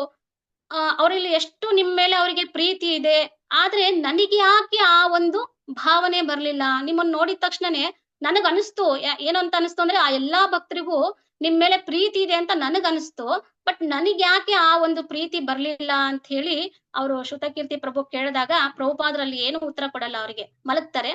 ಆಮೇಲೆ ಬೆಳಗ್ಗೆ ಆಗುತ್ತೆ. ಬೆಳಗ್ಗೆ ಆದ್ಮೇಲೆ ಶಿಲ ಪ್ರಭುಪಾದ್ರು ಪ್ರಸಾದಕ್ಕೆ ಅಂತ ಹೋದಾಗ ಅವರು ಶಿಲ ಪ್ರಭುಪಾದ್ರಿಗೆ ಪ್ರಸಾದವನ್ನ ಬಡಿಸ್ತಾ ಇರ್ತಾರೆ. ಯಾರು ಶ್ರುತಕೀರ್ತಿ ಪ್ರಭು ಅವರು ಬಿಸಿ ಬಿಸಿ ಬಿಸಿ ಚಪಾತಿಯನ್ನ ಮಾಡಿ, ಆಮೇಲೆ ಸಬ್ಜಿಯನ್ನ ಮಾಡಿ ಕೊಡ್ತಾರೆ. ಒಂದಾದ್ಮೇಲೆ ಚಪಾತಿಯನ್ನ ಬಿಸಿ ಬಿಸಿ ಹಾಕ್ತಾ ಇರ್ತಾರೆ. ಶಿಲ ಪ್ರಭುಪಾದ್ ಅವ್ರನ್ನ ಒಂಥರಾ ನೋಡ್ತಾರೆ. ನೋಡ್ದಾಗ ಇವ್ರಿಗೆ ಏನ್ ಅನ್ಸುತ್ತೆ, ಓ ಶಿಲ ಪ್ರಭುಪಾದ್ ಯಾಕೋ ನನ್ನ ಒಂಥರಾ ನೋಡ್ತಾ ಇದಾರೆ, ಇವರು ರಾತ್ರಿ ನಾನ್ ಕೇಳಿದ್ನಲ್ಲ, ಏನು ನನಗೆ ಯಾಕೆ ನಿಮ್ ಮೇಲೆ ಪ್ರೀತಿ ಬರ್ತಾ ಇಲ್ಲ, ಯಾಕೆ ನಂಗೆ ಆ ಭಾವ ಬರ್ತಾ ಇಲ್ಲ ಅಂತ ನಾನು ಕೇಳಿದ್ನಲ್ಲ, ಅದಕ್ಕೇನಾದ್ರೂ ಶಿಲ ಪ್ರಭುಪಾದ್ ಈ ತರ ನನ್ನನ್ನು ನೋಡ್ತಾ ಇದಾರೇನೋ ಅಂತ ಅವ್ರಿಗೆ ಅನ್ಸುತ್ತೆ. ಅವಾಗ ಶಿಲ ಪ್ರಭುಪಾದ್ರು ಹೇಳ್ತಾರೆ, ನೀನ್ ನಿನ್ನೆ ಕೇಳ್ದಲ್ಲ, ಶಿಲ ಪ್ರಭುಪಾದ್ರು ಅವ್ರ ಮೇಲೆ ಎಲ್ಲಾ ಭಕ್ತರು ನಿಮ್ ಮೇಲೆ ಎಷ್ಟೊಂದ್ ಪ್ರೀತಿ ತೋರಿಸ್ತಾರೆ, ನನಗೆ ಯಾಕೆ ಆ ಪ್ರೀತಿ ಬರ್ತಾ ಇಲ್ಲ ಅಂತ ನಿನ್ನೆ ಕೇಳಿದಲ್ಲ. ಇಲ್ಲಿ ಪ್ರೀತಿ ಅಂದ್ರೆ ಏನು ಅದನ್ನ ಅರ್ಥ ಮಾಡ್ಕೋಬಹುದು. ಅದನ್ನ ಫಸ್ಟ್ ನಾವು ಅರ್ಥ ಮಾಡ್ಕೋಬೇಕು. ಇಲ್ಲಿ ಹೇಳ್ತೀರಾ ಯಾರಾದ್ರೂ, ಪ್ರಭುಪಾದ್ರ ಒಂದು ಇಲ್ಲಿ ಪ್ರೀತಿ ಅಂದ್ರೆ ಏನು, ಭಕ್ತರು ಅವರೆಲ್ಲಾ ಪ್ರೀತಿ ತೋರಿಸಿದ್ರಲ್ಲ, ಆ ಪ್ರೀತಿ ಅಂದ್ರೆ ಏನು ಅನ್ನೋದು ಯಾರಿಗಾದ್ರು ಹೇಳಲಿಕ್ಕೆ ಆಗುತ್ತಾ? ಪ್ರಯತ್ನ ಮಾಡ್ತೀರಾ? ಹರೇ ಕೃಷ್ಣ ಮಾತಾಜಿ. ಹರೇ ಕೃಷ್ಣ. ಪ್ರೀತಿ ಅಂದ್ರೆ ಅವ್ರ ಸೇವೆ ಮಾಡೋದು ಮಾತಾಜಿ, ಅವ್ರಿಗೋಸ್ಕರ ಮಾಡೋದು. ಎಸ್ ಮಾತಾಜಿ, ಕರೆಕ್ಟ್. ನಿಸ್ವಾರ್ಥ ಸೇವೆ ಮಾತಾಜಿ. ನಿಸ್ವಾರ್ಥ ಸೇವೆ. ಎಸ್ ಮಾತಾಜಿ, ಜೈ. ಕರೆಕ್ಟ್ ಆನ್ಸರ್ ಮಾತಾಜಿ. ಇಲ್ಲಿ ಶಿಲ ಪ್ರಭುಪಾದ್ರು ಒತ್ತಿ ಹೇಳ್ತಾರೆ, ಇಲ್ಲಿ ಪ್ರೀತಿ ಅಂದ್ರೆ ಸೇವೆ ಅನ್ನೋದು ತುಂಬಾ ಇಂಪಾರ್ಟೆಂಟ್. ನೋಡಿ ಶಿಲ ಪ್ರಭುಪಾದ್ ಹೇಳ್ತಾರೆ, ಅಂದ್ರೆ ಈಗ ಎಲ್ಲಾ ಭಕ್ತರು ನಾನ್ ಬಂದಾಗ ಎಲ್ಲಾ ಭಕ್ತರು ಹಾರ ಹಾಕಿದ್ರು, ಎಲ್ಲಾ ಕೀರ್ತನೆ ಮಾಡಿದ್ರು, ಅದು ಓಕೆ, ಯಾಕಂತಂದ್ರೆ ಅದು ತಪ್ಪಂತಲ್ಲ, ಬಟ್ ಅದು ಇದನ್ನೇ ಪ್ರೀತಿನೇ. ಬಟ್ ಯಾರು ಶಿಲ ಪ್ರಭುಪಾದ್ ಹೇಳ್ತಾರೆ, ನಾನು ಹೇಳಿರ್ತಕ್ಕಂತ ಈ ಒಂದು ಸಾಧನ ಮಾರ್ಗ, ನಾನು ಹೇಳಿರ್ತಕ್ಕಂತ ಈ ಒಂದು ನಿಯಮಗಳನ್ನ, ಆಮೇಲೆ ನಾನು ಹೇಳಿರ್ತಕ್ಕಂತ ಏನು ನಾನು ಹೇಳಿದಿನೋ ಅದನ್ನೆಲ್ಲಾ ಚಾಚೂ ತಪ್ಪದೆ ಯಾರು ಪಾಲನೆ ಮಾಡ್ತಾರೋ ಅವ್ರೇನ್ ಮಾಡ್ತಾರೆ, ನನ್ ಮೇಲೆ ಪ್ರೀತಿಯನ್ನ ಬೆಳೆಸ್ಕೊಳ್ತಾರೆ. ಅಂದ್ರೆ ಸೇವೆ ಅನ್ನೋದು ಇಲ್ಲಿ ಇಂಪಾರ್ಟೆಂಟ್ ಅಲ್ವಾ? ಯಾರು ಈ ಒಂದು ನಾನು ಹೇಳಿರ್ತಕ್ಕಂತ, ಈಗ ಅವ್ರು ಬಂದ ತಕ್ಷಣ ಹಾರ ಹಾಕಿದ್ರು, ಅದು ಒಂದ್ ರೀತಿ ಓಕೆನೆ, ಬಟ್ ಪ್ರಾಮಾಣಿಕವಾಗಿ ನಾನು ಹೇಳಿರ್ತಕ್ಕಂತ ವಾಕ್ಯವನ್ನ, ನಾನು ಹೇಳಿರ್ತಕ್ಕಂತ ನಿಯಮಗಳನ್ನ, ನಾನು ಏನ್ ಪಾಲನೆ ಮಾಡ್ಬೇಕು ಅಂತ ಹೇಳಿದಿನೋ ಅದನ್ನ ಯಾರು ಪ್ರಾಮಾಣಿಕವಾಗಿ ಪಾಲನೆ ಮಾಡ್ತಾರೋ, ಆ ಒಂದು ಸೇವೆಯನ್ನ, ನಾನ್ ಹೇಳಿರ್ತಕ್ಕಂತ ಸೇವೆಯನ್ನ ಯಾರು ಮಾಡ್ತಾರೋ ಅವ್ರಿಗೇನಾಗುತ್ತೆ, ನನ್ ಮೇಲೆ ಪ್ರೀತಿ ಬೆಳೆಯುತ್ತೆ, ಅವರು ನನ್ನ ಮೇಲೆ ಪ್ರೀತಿಯನ್ನ ಬೆಳೆಸ್ಕೊಳ್ತಾರೆ ಅಂತ ಇಲ್ಲಿ ಅರ್ಥ ಶಿಲ ಪ್ರಭುಪಾದ್ ಹೇಳ್ತಾರೆ. ಅಂದ್ರೆ ಇಲ್ಲಿ ಸೇವೆ ಅನ್ನೋದು ಎಷ್ಟು ಇಂಪಾರ್ಟೆಂಟ್ ಅನ್ನೋದಕ್ಕೆ ಈ ಒಂದು ಇದು ಪ್ರಭುಪಾದ ಒಂದು ಫಾಸ್ಟ್ ಟೈಮ್ ಇಂದ ನಾವು ಅರ್ಥ ಮಾಡ್ಕೋಬಹುದು. ಆವಾಗ ಅವ್ರು ಹೇಳ್ತಾರೆ ಶ್ರುತಕೀರ್ತಿ ಪ್ರಭುಗೆ, ಈ ರೀತಿ ನೀನು ಬೆಳೆಸ್ಕೊಳ್ಳಿಕ್ಕೆ ಪ್ರಯತ್ನ ಮಾಡು ಅಂತ ಇಲ್ಲಿ ಶಿಲ ಪ್ರಭುಪಾದ್ರು ಹೇಳ್ತಾರೆ. ಅಂದ್ರೆ ಯಾಕೆ ಈ ಒಂದು ನಾನು ಇದನ್ನ ಈ ಒಂದು ಫಾಸ್ಟ್ ಟೈಮ್ ಹೇಳ್ದೆ ಅಂತಂದ್ರೆ, ಅಂದ್ರೆ ಇಲ್ಲಿ ಏನು ಅಂತಂದ್ರೆ ಪ್ರಭುಪಾದ್ರು ಯಾವ್ದಕ್ಕೆ ಒತ್ತು ಕೊಟ್ಟು ಹೇಳ್ತಾ ಇದ್ದಾರೆ ಅಂತಂದ್ರೆ, ಇಲ್ಲಿ ಸೇವೆ ಮತ್ತೆ ಜಪ ಇವೆರಡು ಸಹಿತ ಇಂಪಾರ್ಟೆಂಟ್ ಅಂತ ಹೇಳ್ತಿದ್ದಾರೆ. ಅಂದ್ರೆ ಶಿಲ ಪ್ರಭುಪಾದ್ ಅದನ್ನೇ ಅಲ್ವಾ ಹೇಳಿದ್ದು, ನಾ ಏನ್ ಸಾಧನಾ ಮಾರ್ಗವನ್ನ ಹಾಕೊಟ್ಟಿದ್ದೀನಿ ಅದನ್ನ ಪ್ರಾಮಾಣಿಕವಾಗಿ ಯಾರು ಪಾಲನೆ ಮಾಡ್ತಾರೋ ಅವ್ರ ಏನ್ ಮಾಡ್ತಾರೆ, ಈ ಒಂದು ಬದ್ಧ ಜೀವನದಿಂದ ಮುಕ್ತರಾಗ್ಲಿಕ್ಕೆ ಸಾಧ್ಯವಾಗುತ್ತೆ ಅಂತ ಶಿಲ ಪ್ರಭುಪಾದ್ರು ನಮಗೆ ಹೇಳಿದ್ದಾರೆ ಅಲ್ವಾ? ಅದನ್ನೇ ಆ ತರ ಮಾಡಿದಾಗ ಏನಾಗುತ್ತೆ, ನಮಗೆ ಶಿಲ ಪ್ರಭುಪಾದ್ರ ಮೇಲೆ ಪ್ರೀತಿ ಬೆಳೆಯುತ್ತೆ ಅಂತ ಹೇಳ್ತಿದ್ದಾರೆ ಇಲ್ಲಿ. ಅದಕ್ಕೋಸ್ಕರನೇ ಯಾವಾಗ ನಾವು ಈ ಒಂದು ಭಕ್ತರದಲ್ವಾ, ಈ ಭಕ್ತರ ಜೀವನದಲ್ಲಿ ಯಾವಾಗ ಈ ಒಂದು ಸೇವಾ ಮನೋಭಾವ ಅಂದ್ರೆ ಸೇವೆಯಲ್ಲಿ ಅವರಿಗೆ ರುಚಿ ಬರುತ್ತೋ, ಆಮೇಲೆ ಜಪದಲ್ಲಿ ಅವರಿಗೆ ರುಚಿ ಬರುತ್ತೆ. ಯಾವಾಗ ಸೇವೆ ಮಾಡ್ತಾ ಸೇವೆಯಲ್ಲಿ ರುಚಿ ಬಂದಾಗ ಏನಾಗುತ್ತೆ, ಜಪದಲ್ಲಿ ಅವರಿಗೆ ರುಚಿ ಬರ್ಲಿಕ್ಕೆ ಪ್ರಾರಂಭ ಆಗುತ್ತೆ. ನಾವು ಸೇವೆಯಲ್ಲೇ ರುಚಿ ಇಲ್ಲ ಅಂದ್ರೆ ಜಪದಲ್ಲೂ ಸಹಿತ ನಮಗೆ ರುಚಿ ಬರ್ಲಿಕ್ಕೆ ಸಾಧ್ಯವಾಗಲ್ಲ. ಅದಕ್ಕೋಸ್ಕರ ಸೇವೆ ಅನ್ನೋದು ತುಂಬಾ ಇಂಪಾರ್ಟೆಂಟ್. ನಾವು ಸೇವೆಯಲ್ಲಿ ನಾವು ಅದನ್ನ ಪ್ರೀತಿಯಿಂದ ಸೇವೆಯನ್ನ ಮಾಡ್ಲಿಕ್ಕೆ ಇಷ್ಟಪಡ್ಬೇಕು. ಅದರಲ್ಲಿ ನಾವು ರುಚಿ ಬಳಸ್ಕೊಳ್ಳಿಕ್ಕೆ ಪ್ರಯತ್ನ ಮಾಡ್ಬೇಕು. ಯಾವಾಗ ನಮಗೆ ಸೇವೆಯಲ್ಲಿ ರುಚಿ ಬರುತ್ತೋ ಆಗ ಏನಾಗುತ್ತೆ, ನಮಗೆ ಈ ಒಂದು ಜಪದ ಮೇಲೆ ನಮಗೇನಾಗುತ್ತೆ, ರುಚಿ ಬರುತ್ತೆ.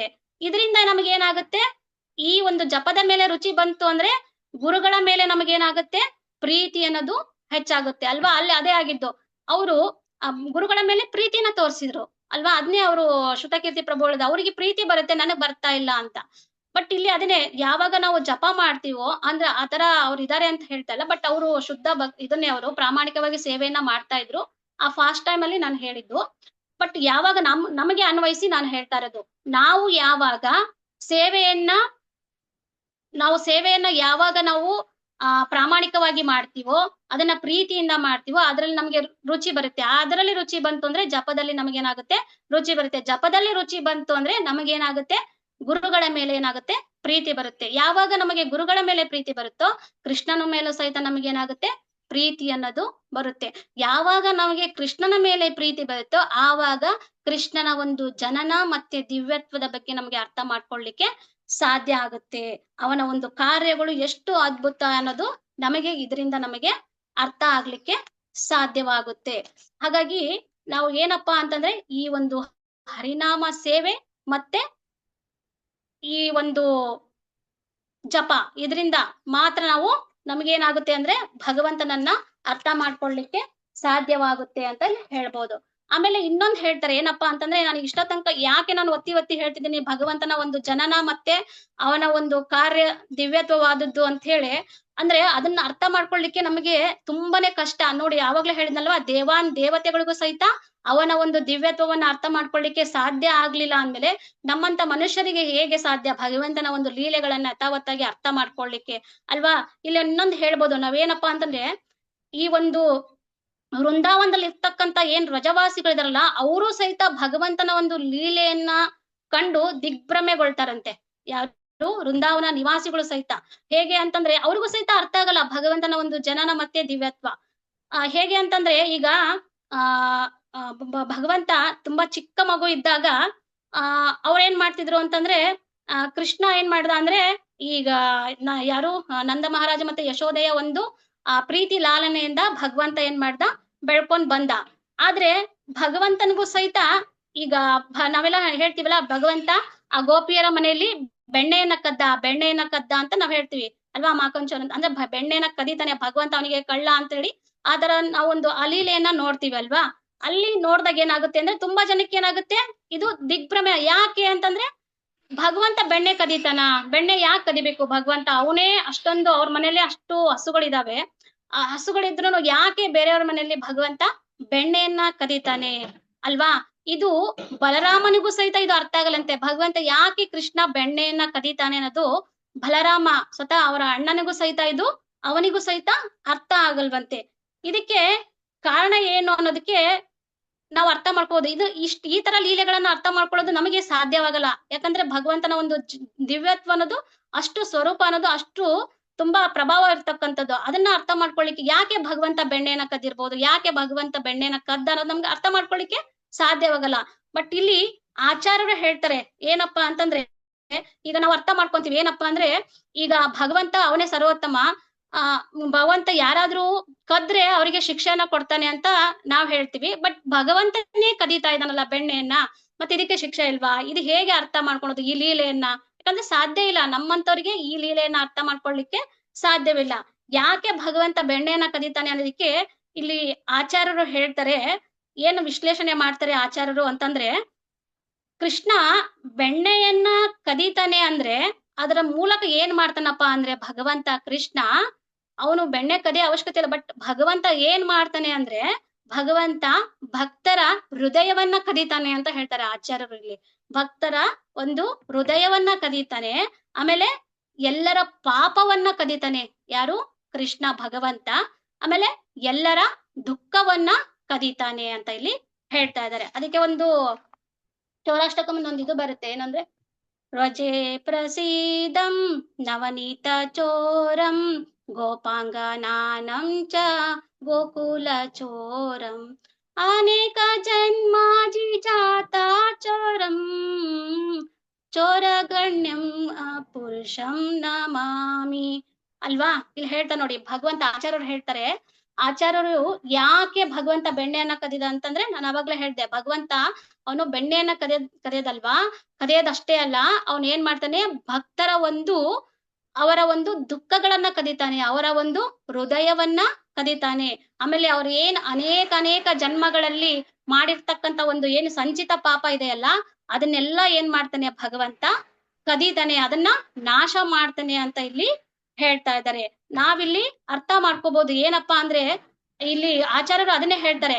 ಈಗ ಭಗವಂತ ಕೃಷ್ಣ ಇದನ್ನಲ್ಲ, ಈಗ ವೃಂದಾವನದಲ್ಲಿ ಇರ್ತಕ್ಕಂತ ಗೋಪಿಯರು, ಆಮೇಲೆ ಅವರ ಎಲ್ಲ ಭಗವಂತ ಏನ್ ಅನ್ಕೊಂಡಿರ್ತಾನೆ, ಅದೆಲ್ಲ ನಂದೇ ಅಂತ. ಭಗವಂತನ ಮನೆನೇ ಅಲ್ವಾ, ಈಗ ಭಗವಂತಂದೇ ಅದು ನಿವಾಸ ಆಗಿರುವಾಗ ಗೋಪಿಯರ ಮನೆ ಎಲ್ಲ ಭಗವಂತನಿಗೆ ಸಂಬಂಧಪಟ್ಟಿದ್ದು. ಹಾಗಾಗಿ ಭಗವಂತ ತನ್ನ ಮನೆಯಲ್ಲಿ ತಾನೇ ಕದ್ರೆ ಅದು ಹೇಗೆ ಕಳ್ತನ ಆಗುತ್ತೆ ಅಂತ ಇಲ್ಲಿ ಕೇಳ್ತಾರೆ ಆಚಾರ್ಯರು, ಅಲ್ವಾ? ಅಂದ್ರೆ ಅವಂದೇ ಮನೆ ಇದು. ಅದಕ್ಕೆ ನಾವು ನೋಡ್ಬೋದಲ್ವಾ, ಯಾವ್ದು ಅಂತಂದ್ರೆ ಇಲ್ಲೊಂದು ಶ್ಲೋಕ ಬರುತ್ತೆ, ಒಂದ್ ನಿಮಿಷ.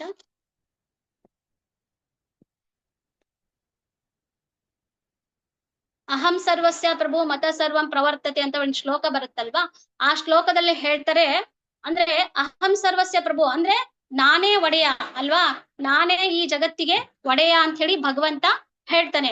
ಹಾಗಾಗಿ ನಾನೇ ಒಡೆಯ, ನಂದೇ ಎಲ್ಲ, ಈ ವೃಂದಾವನ ಎಲ್ಲ ನಂದೇ ಆಗಿರುವಾಗ, ಅದು ನಂದೇ ಮನೆ ಎಲ್ಲ, ನಾನು ಏನ್ ಬೆಣ್ಣೆ ಕದಿತೀನಲ್ಲ ಅದೆಲ್ಲ ನಂದೇ ಮನೆ ಆಗಿರುವಾಗ ನಾನು ಹೇಗೆ ಕಳ್ತನ ಮಾಡ್ದಂಗಾಗುತ್ತೆ? ಇಲ್ಲಿ ಆಚಾರ್ಯರು ಹೇಳ್ತಾನೆ, ಕೃಷ್ಣ ಹೇಗೆ ಅಲ್ಲಿ ಕಳ್ತನ ಮಾಡ್ದಂಗಾಗುತ್ತೆ. ಕೃಷ್ಣ ಬೆಣ್ಣೆಯನ್ನ ಕಳ್ತನ ಮಾಡಲ್ಲ, ಭಗವಂತ ಏನ್ ಮಾಡ್ತಾನೆ, ಈ ಭಕ್ತರ ಹೃದಯವನ್ನ ಅವನು ಕಳ್ತನ ಮಾಡ್ತಾನೆ. ಬಟ್ ಈ ರೀತಿ ಇರ್ತಕ್ಕಂತ ಒಂದು ಲೀಲೆಯನ್ನ ಅರ್ಥ ಮಾಡ್ಕೊಳ್ಳಿಕ್ಕೆ ನಮಗೆ ಸಾಧ್ಯವಾಗಲ್ಲ. ಸಾಮಾನ್ಯ ಮನುಷ್ಯರು ಆಗಲ್ಲ, ದೇವತೆಗಳು ಆಗಲ್ಲ, ಯಾರಿಗೂ ಸಹಿತ ಭಗವಂತನ ಒಂದು ಲೀಲೆಯನ್ನ, ಅವನ ಒಂದು ಜನನ ಮತ್ತೆ ಅವನ ದಿವ್ಯತ್ವವನ್ನ ಅರ್ಥ ಮಾಡ್ಕೊಳ್ಳಿಕ್ಕೆ ಯಾವುದೇ ಕಾರಣಕ್ಕೂ ಸಹಿತ ಸಾಧ್ಯವಾಗಲ್ಲ ಅಂತ ಇಲ್ಲಿ ಹೇಳ್ತಾ ಇದ್ದಾರೆ. ಆಮೇಲೆ ಇನ್ನೊಂದು ಹೇಳ್ತಾರೆ, ನಾವೀಗ ಏನಪ್ಪಾ ಅಂತಂದ್ರೆ, ಈಗ ಭಗವಂತ ಇನ್ನೊಂದು ಇದು ಹೇಳ್ಬೋದು. ಯಾಕಂದ್ರೆ ಈಗ ಇವ್ರಿದಾರಲ್ಲ, ಯಾರು ಯಶೋದ ಮಾತೆ, ಅವರು ಕೃಷ್ಣನನ್ನ ಓಡಿಸ್ಕೊಂಡು ಹೋಗ್ತಾ ಇರ್ತಾರೆ, ಅವನನ್ನ ಹಿಡಿದು ಕಟ್ ಹಾಕ್ಬೇಕು ಅಂತ ಹೇಳಿ ಅಲ್ವಾ. ಅಂದ್ರೆ ಅವನು ಭಗವಂತ ಸುಲಭವಾಗಿ ಸಿಗ್ಬೋದು ಅಲ್ವಾ, ಯಶೋದ ಮಾತೆಗೆ ಅಷ್ಟು ಓಡಿಸ್ಕೊಂಡು ಹೋಗತಕ್ಕಂತ ಅವಶ್ಯಕತೆ ಇಲ್ಲ.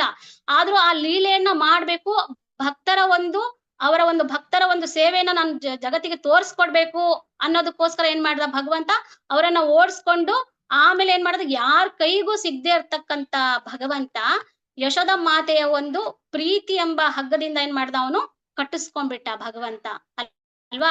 ಈ ಲೀಲೆನ ನಮ್ಗೆ ಸಹಿತ ಅರ್ಥ ಮಾಡ್ಕೊಳ್ಳಿಕ್ಕೆ ಕಷ್ಟ ಸಾಧ್ಯ. ಆದ್ರೆ ಯಾವಾಗ ನಾವು ಈ ಒಂದು ಶಿಲ ಪ್ರಭುಪಾದರು ಹಾಕೊಟ್ಟಿರ್ತಕ್ಕಂತ ಮಾರ್ಗವನ್ನ, ಸಾಧನಾ ಮಾರ್ಗವನ್ನ, ಆಮೇಲೆ ನಾವು ಯಾವಾಗ ಈ ಕೃಷ್ಣ ಪ್ರಜ್ಞೆಯಲ್ಲಿ ಪ್ರಾಮಾಣಿಕವಾಗಿ ಹರಿನಾಮ ಜಪವನ್ನ ಆಮೇಲೆ ಸೇವೆಯನ್ನ ಪ್ರಾಮಾಣಿಕವಾಗಿ ಯಾವಾಗ ಮಾಡ್ತೀವೋ, ಆಗ ಭಗವಂತನ ಒಂದು ದಿವ್ಯತ್ವವನ್ನ ಮತ್ತೆ ಅವನ ಒಂದು ಜನನವನ್ನ ಅರ್ಥ ಮಾಡ್ಕೊಳ್ಳಿಕ್ಕೆ ಸಾಧ್ಯವಾಗುತ್ತೆ. ಇದರಿಂದ ನಾವು ಎಲ್ಲಾ ಲೀಲೆಗಳಿಂದ ಅರ್ಥ ಭಗವಂತನ ಎಲ್ಲಾ ಲೀಲೆಗಳು ಸಹಿತ ತುಂಬಾ ಅದ್ಭುತ ಅಲ್ವಾ. ಈಗ ನಾವು ಈ ಒಂದು ಭವಸಾಗರದಲ್ಲಿ ಇದೀವಿ, ಈ ಭವಸಾಗರದಿಂದ ದಾಟ್ಬೇಕು. ಈಗ ಮುಕ್ತಿ ಅಂತ ಹೇಳ್ತಾರೆ, ಮುಕ್ತಿ ಅಂತಂದ್ರೆ ನಾವು ಭಗವಂತ ಧಾಮಕ್ಕೆ ಹೋಗೋದು ಅಂತ ಅರ್ಥ ಅಲ್ಲ. ಮುಕ್ತಿ ಅಂತಂದ್ರೆ ಏನಪ್ಪಾ ಅಂದ್ರೆ, ನಾವು ಈ ಒಂದು ಭವಸಾಗರದಲ್ಲಿ ಇದೀವಿ ಅಲ್ವಾ. ಯಾವಾಗ ನಾವು ಭಗವಂತನಿಗೆ ಶರಣಾಗತಿ ಆಗ್ತೀವೋ, ಈ ಭಕ್ತಿ ಸೇವೆ ಮಾಡ್ತೀವೋ, ಆಮೇಲೆ ಭಕ್ತಿ ಸೇವೆ ಮಾಡಿ ಜೊತೆಗೆ ಈ ಒಂದು ಹರಿನಾಮ ಜಪವನ್ನ ಮಾಡ್ತೀವೋ, ಅದ್ರಿಂದ ನಮ್ಗೇನಾಗುತ್ತೆ, ಈ ಒಂದು ಜನನ ಮರಣ ಚಕ್ರದಿಂದ ನಮ್ಗೆ ಮುಕ್ತಿ ಸಿಗುತ್ತೆ, ಇದರಿಂದ ನಮಗೆ ಮುಕ್ತಿ ಸಿಗುತ್ತೆ ಅಂತ ಹೇಳ್ತಾರೆ ಅಲ್ವಾ. ಹಾಗಾಗಿ ನಾವೆಲ್ಲ ಏನಪ್ಪಾ ಅಂದ್ರೆ, ನಾವೆಲ್ಲ ಬದ್ಧ ಜೀವಿಗಳಾಗಿ ಈ ಒಂದು ಸೋಂಕು ಅನ್ನೋದು ನಮಗೆ ಅಂಟ್ಕೊಂಡ್ಬಿಟ್ಟಿದೆ. ಈ ಭವದ ಒಂದು ಸೋಂಕು ಅನ್ನೋದು, ಭೌತಿಕ ಸೋಂಕು ಅನ್ನೋದು ನಮಗೆ ಅಂಟ್ಕೊಂಡ್ಬಿಟ್ಟಿದೆ. ಈ ಭೌತಿಕ ಸೋಂಕಿನಿಂದ ಹೊರಗ್ ಬಂದು ಯಾವಾಗ ನಾವು ಯಥಾವತ್ತಾಗಿ ಭಗವಂತನೇ ಎಲ್ಲದರ ಒಡೆಯ, ಅವನೇ ಇದರ ಒಂದು ಯಜಮಾನಿಕೆ, ಅವನೇ ಒಂದು ಈ ಯಜಮಾನ ಅಂತ ಹೇಳಿ ನಾವು ಅರ್ಥ ಮಾಡ್ಕೊಂತೀವೋ, ಆವಾಗ ಏನಾಗುತ್ತೆ ಅಂದ್ರೆ ನಮಗೆ ಭಗವಂತನ ಒಂದು ಅವನ ಒಂದು ಲೀಲೆಗಳನ್ನ ಅರ್ಥ ಮಾಡ್ಕೊಳ್ಳಿಕ್ಕೆ ಸಾಧ್ಯ ಆಗುತ್ತೆ ಅಂತ ಹೇಳ್ತಾರೆ. ಬಟ್ ಅವನ ಒಂದು ಲೀಲೆಯನ್ನ ಅರ್ಥ ಮಾಡ್ಕೊಳ್ಳೋದು ತುಂಬಾನೇ ಕಷ್ಟ, ಸಾಧ್ಯವಾಗದೆ ಇರ್ತಕ್ಕಂತ ಮಾತು ಈ ಎಲ್ಲಾ ಲೀಲೆಗಳನ್ನ ನೋಡಿದಾಗ ನಮಗ್ ಅರ್ಥ ಆಗುತ್ತೆ. ಬಟ್ ಯಾವಾಗ ಆಚಾರ್ಯರು ಹೇಳ್ತಾರಲ್ವಾ, ಆಚಾರ್ಯನು ಅದೇ ಹೇಳೋದು. ಆಚಾರ್ಯರು ಏನ್ ಹೇಳ್ತಾರೆ, ಅವನ ಒಂದು ದಿವ್ಯತ್ವ ಮತ್ತೆ ಅವನ ಜನನವನ್ನ ಅರ್ಥ ಮಾಡ್ಕೊಳ್ಳೋದು ತುಂಬಾನೇ ಕಷ್ಟ. ಯಾವಾಗ ನಾವು ಭಗವಂತನಿಗೆ ಪ್ರೀತಿಯಿಂದ, ಅಂದ್ರೆ ಯಾವ ರೀತಿ ಮಾಡ್ಬೇಕು, ಗುರುಗಳ ಮುಖಾಂತರ ಮಾಡ್ಬೇಕು. ಈ ಗುರುಗಳ ಒಂದು ಮಾರ್ಗದರ್ಶನದಲ್ಲಿ ನಾವು ಪ್ರಾಮಾಣಿಕವಾಗಿ ಸೇವೆ ಮಾಡ್ತಾ, ಆಮೇಲೆ ಈ ಹರಿನಾಮವನ್ನ ಜಪ ಮಾಡ್ತಾ, ಆಮೇಲೆ ಶಿಲಾ ಪ್ರಭುಪಾದರು ಏನು ಮಾರ್ಗವನ್ನ ಹಾಕೊಟ್ಟಿದಾರೋ ಆ 4 ನಿಯಮಗಳನ್ನ ಪಾಲನೆ ಮಾಡ್ತಾ, ಜಪ ಮಾಡ್ತಾ, ಭಾಗವತ ಶ್ರವಣವನ್ನ ಮಾಡ್ತಾ, ಭಗವದ್ಗೀತೆ ಒಂದು ಅಧ್ಯಯನ ಮಾಡ್ತಾ, ಪ್ರಚಾರ ಮಾಡ್ತಾ, ಈ ಎಲ್ಲಾ ಸೇವೆಗಳನ್ನ ಮಾಡ್ತಾ ಹೋದಾಗ ಏನಾಗುತ್ತೆ, ನಮಗೆ ಸೇವೆಯಲ್ಲಿ ರುಚಿ ಬರುತ್ತೆ. ಆ ಸೇವೆಯಲ್ಲಿ ರುಚಿ ಬಂದಾಗ ಏನಾಗುತ್ತೆ, ನಮಗೆ ಜಪದಲ್ಲೂ ಸಹಿತ ರುಚಿ ಬರುತ್ತೆ. ಜಪದಲ್ಲಿ ಯಾವಾಗ ರುಚಿ ಬರುತ್ತೋ ಆಗ ನಮಗೆ ಏನಾಗುತ್ತೆ ಅಂದ್ರೆ ಗುರುಗಳ ಮೇಲೆ ಪ್ರೀತಿ ಬರುತ್ತೆ. ಗುರುಗಳ ಮೇಲೆ ಪ್ರೀತಿ ಬಂದಾಗ ಏನಾಗುತ್ತೆ, ನಮಗೆ ಆಟೋಮೆಟಿಕ್ಲಿ ಭಗವಂತನ ಮೇಲೂ ಸಹಿತ ನಮಗೆ ಪ್ರೀತಿ ಬಂದೇ ಬರುತ್ತೆ ಅಲ್ವಾ. ಈ ಒಂದು ಭೌತಿಕ ಸೋಂಕಿನಿಂದ ನಾವು ಹೊರ ಬರ್ಬೇಕಪ್ಪ ಅಂದ್ರೆ ಅದಕ್ಕೆ ಹೇಳ್ತಾರಲ್ವಾ, ಓಂ ಅಜ್ಞಾನ ತಿಮಿರಂಧಸ್ಯ ಜ್ಞಾನಾಂಜನ ಶಲಾಕಯ ಚಕ್ಷುರ್ಮಿಲಿತಂ ಏನ ತಸ್ಮೈ ಶ್ರೀ ಗುರುವೇ ನಮಃ ಅಲ್ವಾ. ನಾವೆಲ್ಲ ಅಜ್ಞಾನದಲ್ಲಿ ಇದ್ದೀವಿ.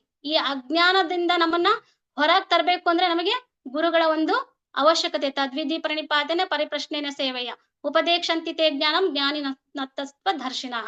ಅದು ಸಹಿತ ಶ್ಲೋಕನು ಇಂಪಾರ್ಟೆಂಟ್ ಅಲ್ವಾ. ಅಂದ್ರೆ ನಾವು ಗುರುಗಳಿಗೆ ಸಹಿತ ನಾವು ಏನಾಗಬೇಕು, ಶರಣಾಗತಿಯನ್ನ ಆಗ್ಬೇಕು. ನಾವ್ ಯಾವಾಗ ಗುರುಗಳಿಗೆ ಶರಣಾಗತಿ ಆಗ್ತೇವೋ ಈ ಒಂದು ಭೌತಿಕ ಸೋಂಕಿನಿಂದ ಹೊರ ಬರ್ಲಿಕ್ಕೆ ಸಾಧ್ಯ. ಅಂದ್ರೆ ಅವರು ನಮಗೆ ಜ್ಞಾನವನ್ನ ನೀಡ್ತಾರೆ. ನಮ್ಗೆ ಅಜ್ಞಾನ ಇದೆ. ಈ ಅಜ್ಞಾನ ಇರೋದ್ರಿಂದಾನೇ ನಮ್ಗೇನಾಗುತ್ತೆ, ಭಗವಂತನ ಒಂದು ಜನನ ಮತ್ತೆ ದಿವ್ಯತ್ವವನ್ನ ಅರ್ಥ ಮಾಡ್ಕೊಳ್ಳಿಕ್ಕೆ ಸಾಧ್ಯ ಆಗ್ತಾ ಇಲ್ಲ. ಯಾವಾಗ ನಾವು ಗುರುಗಳಿಗೆ ಶರಣಾಗತಿ ಆಗ್ತೀವೋ, ಅಂದ್ರೆ ಗುರುಗಳ ಮೇಲೆ ಪ್ರೀತಿ ಬೆಳೆಸ್ಕೊಳ್ಳಿಕ್ಕೆ ಪ್ರಾರಂಭ ಮಾಡ್ತೀವೋ, ಆಗ ಏನಾಗುತ್ತೆ, ನಮ್ಗೆ ಕೃಷ್ಣನಲ್ಲಿ ಪ್ರೀತಿ ಬೆಳಿಲಿಕ್ಕೆ ಪ್ರಾರಂಭ ಆಗುತ್ತೆ. ಯಾವಾಗ ನಮಗೆ ಕೃಷ್ಣನಲ್ಲಿ ಪ್ರೀತಿ ಬರುತ್ತೋ ಆವಾಗ ಏನಾಗುತ್ತೆ, ನಮಗೆ ಭಗವಂತನ ಒಂದು ಜನನ ಮತ್ತೆ ಭಗವಂತನ ಒಂದು ದಿವ್ಯತ್ವವನ್ನ ಅರ್ಥ ಮಾಡ್ಕೊಳ್ಳಿಕ್ಕೆ ಸಾಧ್ಯವಾಗುತ್ತೆ. ಹಾಗಾಗಿನೇ ನಾವು ಇಲ್ಲಿ ಈ ಶ್ಲೋಕದಲ್ಲಿ ಹೇಳ್ದಂಗೆ ಜನ್ಮ ಕರ್ಮ ಚ ಮೇದಿವ್ ಈ ಶ್ಲೋಕ ಹೇಳ್ದಾಗೆ, ಯಾವಾಗ ನಾವು ಭಗವಂತನ ಒಂದು ಲೀಲೆಯನ್ನ ಅರ್ಥ ಮಾಡ್ಕೊಳ್ಳಿದೆ, ನಾನು ಆವಾಗ್ಲೇ ಹೇಳ್ದಲ್ಲ, ಭಗವಂತನ ಒಂದು ಲೀಲೆಯನ್ನ ಅರ್ಥ ಮಾಡ್ಕೊಳ್ಳೋದು ತುಂಬಾ ಕಷ್ಟ. ಆ ಒಂದು ಲೀಲೆಯನ್ನ ಅರ್ಥ ಮಾಡ್ಕೊಳಕ್ಕೆ ನಾನು ಹಲವಾರು ಒಂದು ಲೀಲೆಗಳನ್ನ ಎಕ್ಸಾಂಪಲ್ ಸಹಿತ ಹೇಳ್ದೆ. ಅಂದ್ರೆ ಇದಕ್ ನಮ್ಗೆ ಓವರ್ ಆಗಿ ಹೇಳ್ಬೇಕಪ್ಪ ಅಂದ್ರೆ ಈ ಒಂದು ಶ್ಲೋಕದ ಪ್ರಕಾರ ಎಸೆನ್ಸ್ ಏನಪ್ಪಾ ಅಂತಂದ್ರೆ, ನಾವು ಈ ಭಗವಂತನ ಒಂದು ಜನನ ಮತ್ತೆ ಅವನ ಒಂದು ದಿವ್ಯತ್ವವನ್ನು ಅರ್ಥ ಮಾಡ್ಕೋಬೇಕು ಅಂತಂದ್ರೆ ಶ್ರೀಲ ಪ್ರಭುಪಾದರು ನಮಗೆ ಏನ್ ಹೇಳ್ಕೊಟ್ಟಿದಾರೋ ಅದನ್ನ ನಾವು ಚಾಚೂ ತಪ್ಪದೆ ಪ್ರಾಮಾಣಿಕವಾಗಿ ನಾವು ಮಾಡ್ಬೇಕು. ಯಾವಾಗ ನಾವು ಪ್ರಾಮಾಣಿಕವಾಗಿ ಮಾಡ್ತೀವೋ ಆಗ ಏನಾಗುತ್ತೆ, ನಮಗೆ ಗುರುಗಳ ಮೇಲೆ ಪ್ರೀತಿ ಬರುತ್ತೆ. ಗುರುಗಳ ಮೇಲೆ ಪ್ರೀತಿ ಬಂದಾಗ ಏನಾಗುತ್ತೆ, ಭಗವಂತನ ಮೇಲೂ ಸಹಿತ ಪ್ರೀತಿ ಬರುತ್ತೆ. ಆವಾಗ ನಾವು ಯಥಾವರ್ತಾಗಿ ಏನ ಮಾಡ್ಬೋದು, ಭಗವಂತನನ್ನ ಅವನ ಜನನ ಮತ್ತೆ ದಿವ್ಯತ್ವವನ್ನ ಅರ್ಥ ಮಾಡ್ಕೊಳ್ಳಿಕ್ಕೆ ಸಾಧ್ಯ ಆಗುತ್ತೆ. ಆಮೇಲೆ ಈ ಐಹಿಕ ಜಗತ್ತಿಗೆ ಮತ್ತೆ ನಾವು ಬರೋದಿಲ್ಲ. ನಾವೇನ್ ಮಾಡ್ತೀವಿ, ಭಗವಂತನ ನಿತ್ಯ ನಿವಾಸವಾಗಿರ್ತಕ್ಕಂಥ ಭಗವಂತನ ಧಾಮಕ್ಕೆ ನಾವು ಹೋಗ್ತೀವಿ ಅಂತ ಭಗವಂತ ಇಲ್ಲಿ ಹೇಳ್ತಾ ಇದ್ದಾನೆ. ಆದ್ರೆ ಇದನ್ನ ಅರ್ಥ ಮಾಡ್ಕೊಳ್ಳೋದು ತುಂಬಾನೇ ಕಷ್ಟ. ಇದನ್ನ ನಾವು ಶ್ರೀಲ ಪ್ರಭುಪಾದರ ಮುಖಾಂತರ ಏನ್ ನಮ್ಗೆ ಆ ಒಂದು ಸಾಧನಾ ಮಾರ್ಗವನ್ನ ಹಾಕೊಟ್ಟಿದ್ದಾರೆ ಅದ್ರ ಮುಖಾಂತರ ಎಲ್ಲರೂ ಪ್ರಾಮಾಣಿಕವಾಗಿ ಒಂದು ಗುರುಗಳ ಮಾರ್ಗದರ್ಶನದಲ್ಲಿ ನಾವು ಓದಿದ್ದೇ ಆಯ್ತು ಅಂದ್ರೆ ಭಗವಂತನ ಒಂದು ಜನನ ಮತ್ತೆ ಅವನ ದಿವ್ಯತ್ವವನ್ನ ಅರ್ಥ ಮಾಡ್ಕೊಳ್ಳಿಕ್ಕೆ ಸಾಧ್ಯ ಆಗುತ್ತೆ. ಈ ಲೀಲೆಗಳಿಂದ ನಾವೇನ್ ಅರ್ಥ ಮಾಡ್ಕೋಬಹುದಪ್ಪ ಅಂದ್ರೆ, ಭಗವಂತ ಏನಪ್ಪಾ ಅಂದ್ರೆ ಎಲ್ಲದಕ್ಕೂ ಅವನೇ ಒಡೆಯ, ಭಗವಂತನೇ ದೇವೋತ್ತಮ ಪರಮ ಪುರುಷ ಅಂತ ಹೇಳಿ ನಾವು ಈ ಒಂದು ಎಲ್ಲಾ ಇದರಿಂದನೂ ಅರ್ಥ ಮಾಡ್ಕೊಳ್ಳಿಕ್ಕೆ ಸಾಧ್ಯ ಆಗುತ್ತೆ. ಆಮೇಲೆ ಈ ಒಂದು ಶ್ರೀಲ ಪ್ರಭುಪಾದರು ಒಂದು ಹಾಕಿಕೊಟ್ಟಿರ್ತಕ್ಕಂಥ ಮಾರ್ಗದರ್ಶನದಲ್ಲಿ ನಾವು ಓದಿದ್ದೇ ಆಯ್ತು, ಗುರುಗಳ ಒಂದು ಸಲಹೆ ಮುಖಾಂತರ ಅವರ ಒಂದು ಮಾರ್ಗದರ್ಶನದಲ್ಲಿ ಹೋಗಿದ್ದೇ ಆಯ್ತು ಅಂತಂದ್ರೆ ನಾವು ಈ ಒಂದು ಐಹಿಕ ಸೋಂಕಿನಿಂದ ಬಿಡುಗಡೆ ಹೊಂದಲಿಕ್ಕೆ ಸಾಧ್ಯ ಆಗುತ್ತೆ. ಆಮೇಲೆ ಯಥಾವತ್ತಾಗಿ ಭಗವಂತನ ಒಂದು ಜನನ ಮತ್ತು ದಿವ್ಯತ್ವವನ್ನ ಅರ್ಥ ಮಾಡ್ಕೊಳ್ಳಿಕ್ಕೆ ಸಾಧ್ಯ ಆಗುತ್ತೆ ಅಂತ ಹೇಳಿ ನಾವು ಅರ್ಥ ಮಾಡ್ಕೋಬಹುದು. ಇಷ್ಟು ಹೇಳಿ ನನಗೆ ಎಷ್ಟು ಸಾಧ್ಯನೋ ಅಷ್ಟು ನಾನು ಸ್ವಲ್ಪ ಕವರ್ ಮಾಡ್ಲಿಕ್ಕೆ ಪ್ರಯತ್ನ ಮಾಡಿದೀನಿ. ಇಷ್ಟನ್ನು ಹೇಳಿ ನಾನು ಒಂದು ಪ್ರವಚನವನ್ನ ಮುಗಿಸ್ತೀನಿ. ಇದರಲ್ಲಿ ಏನು ಅರ್ಥ ಆಗಿಲ್ಲೋ ದಯವಿಟ್ಟು ಕ್ಷಮಿಸಿ. ಏನಾದ್ರೂ ತಪ್ಪಿದ್ರೂ ಸಹಿತ ದಯವಿಟ್ಟು ಕ್ಷಮಿಸಿ. ಏನಾದ್ರೂ ಪ್ರಶ್ನೆಗಳಿದ್ರೆ ದಯವಿಟ್ಟು ಕೇಳಿ. ನನಗೆ ಗೊತ್ತಿದ್ರೆ ನನಗೆ ಹೇಳಲಿಕ್ಕೆ ಪ್ರಯತ್ನ ಮಾಡ್ತೀನಿ, ಇಲ್ಲಾಂದ್ರೆ ಸೀನಿಯರ್ ಡಿವೋಟಿಸ್ ಇದ್ದಾರೆ, ಅವ್ರು ಹೇಳ್ತಾರೆ. ಇಲ್ಲಿಗೆ ನಾನು ಪ್ರವಚನವನ್ನ ಮುಗಿಸ್ತೇನೆ. ಹರೇ ಕೃಷ್ಣ ಕೃಷ್ಣ ಕೃಷ್ಣ ಹರೇ ಹರೇ, ಹರೇ ರಾಮ ರಾಮ ರಾಮ ಹರೇ ಹರೇ. ಹರೇ ಕೃಷ್ಣ ಮಾತಾಜಿ. ಹರಿ ಬೋಲ್. ತುಂಬಾ ಚೆನ್ನಾಗಿತ್ತು ಮಾತಾಜಿ ಕ್ಲಾಸ್ ಇವತ್ತು. ಭಗವಂತನ ಜನನ ಮತ್ತು ಅವನ ದಿವ್ಯತ್ವ ಮತ್ತೆ ದೇವೋತ್ತಮ ಪರಮಪುರುಷನ ಕಾರ್ಯಗಳು ಇದನ್ನ ಪ್ರಭುಪಾದರ ಉದಾಹರಣೆಯೊಂದಿಗೆ ನೀವು ಚೆನ್ನಾಗಿ ತಿಳಿಸ್ಕೊಟ್ರಿ ಮಾತಾಜಿ.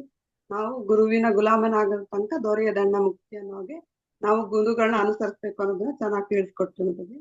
ತುಂಬಾ ಧನ್ಯವಾದಗಳು ಮಾತಾಜಿ. ಮತ್ತೆ ಮಾತಾಜಿ ಯಾರು ಡೌಟ್ ಇದ್ರೆ ಏನಾದ್ರು ಪ್ರಶ್ನೆಗಳಿದ್ರೆ ಕೇಳ್ಕೊಬಹುದು. ಹರೇ ಕೃಷ್ಣ. ಧನ್ವತ್ ಪ್ರಣಾಮ್ ಸುನಸಮ ವಿಲಾಸಿನಿ ಮಾತಾಜಿ. ಹರೇ ಕೃಷ್ಣ ಮಾತಾಜಿ. ಕ್ಲಾಸ್ ತುಂಬಾ ಚೆನ್ನಾಗಿತ್ತು. ಮತ್ತೆ ನೀವು ಸೇವೆನ ಒಪ್ಕೊಂಡು ಎಲ್ಲ ಶಿವಮೊಗ್ಗ ಡಿವೋಟಿಸ್ ಎಲ್ಲರಿಂದಾನು ನೀವು ಎಲ್ಲರಿಗೂ ಸಮಯವನ್ನ ಕೊಟ್ಟು ಕೇಳ್ಕೊಂಡು ಎಲ್ಲರೂ ಸೇವೆಯನ್ನು ತಗೊಂಡ್ರಿ.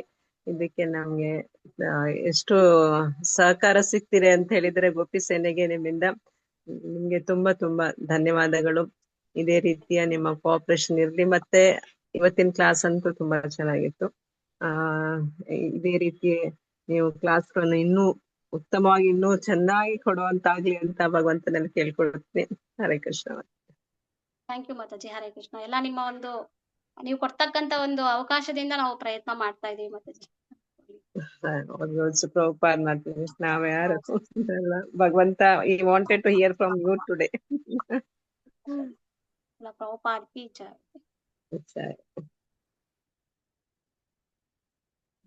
ಹರೇ ಕೃಷ್ಣ ಮಾತಾಜಿ. ಹರೇ ಕೃಷ್ಣ ಮಾತಾಜಿ. ಹಾ ಮಾತಾಜಿ, ಕ್ಲಾಸ್ ಚೆನ್ನಾಗಿತ್ತು. ಇವತ್ತು ಹುಷಾರಿಲ್ಲ ನಿಮಗೆ, ಆದ್ರೂ ಕ್ಲಾಸ್ ತಗೊಂಡಿದೀರಾ. ಮತ್ತೆ ಮಾತಾಜಿ ಏನಿಲ್ಲ, ಕೃಷ್ಣ ಬೆಣ್ಣೆ ಕದ್ದಿದ್ದು ಒಂದು ಆಮೇಲೆ ಅವ್ರ ಅಮ್ಮ ಓಡ್ಸ್ಕೊಂಡ್ ಹೋಗಿದ್ದು, ಅದು ನಮಗೆ ಒಂದ್ ಪಾಠ ಕಲ್ಸಕ್ಕೋಸ್ಕರ ಅದೆಲ್ಲ ಮಾಡಿದಾನೆ ಅಂತ ಕೇಳಿದ್ದೆ. ಅದು ಯಾವ ತರ ಅಂತ ಮಾತಾಜಿ? ಎಸ್ ಮಾತಾಜಿ, ಹೌದು ಅದೇ ತರನೇ. ಬಟ್ ಅದೇ ನಾನ್ ಹೇಳಿದಲ್ಲ, ಭಗವಂತ ಯಾವ ರೀತಿ ಅಂದ್ರೆ ಅವರೆಲ್ಲ ಯಶೋಧ ಮಾತೆ ಮತ್ತೆ ಅವರೆಲ್ಲ ಭಗವಂತನ ಒಂದು ಇದನ್ನೇ, ಯಾಕಂದ್ರೆ ತುಂಬಾ ಹತ್ರ ಸೇವೆ ಮಾಡ್ತಾ ಇರೋರು.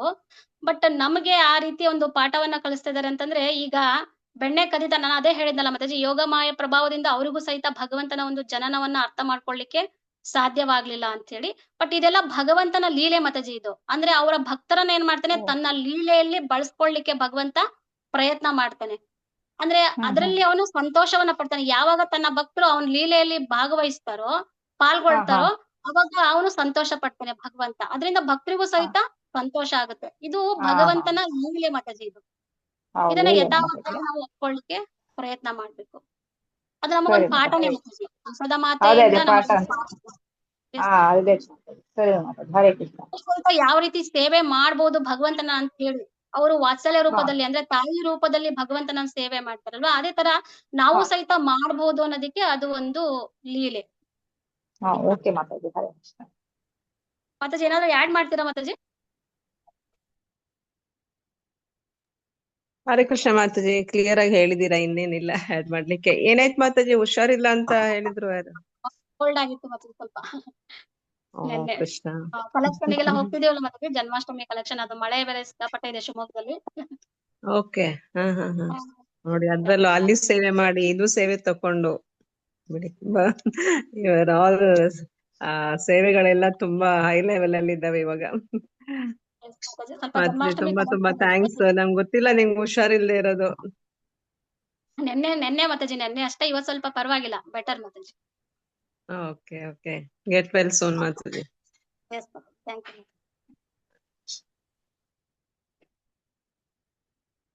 ಹರೇ ಕೃಷ್ಣ ಮಾತಾಜಿ ದಂಡವನ್ ಪ್ರಣಾಮ್, ಧನ್ಯವಾದಗಳು. ಹರೇ ಕೃಷ್ಣ. ಹರೇ ಕೃಷ್ಣ ಮಾತಾಜಿ.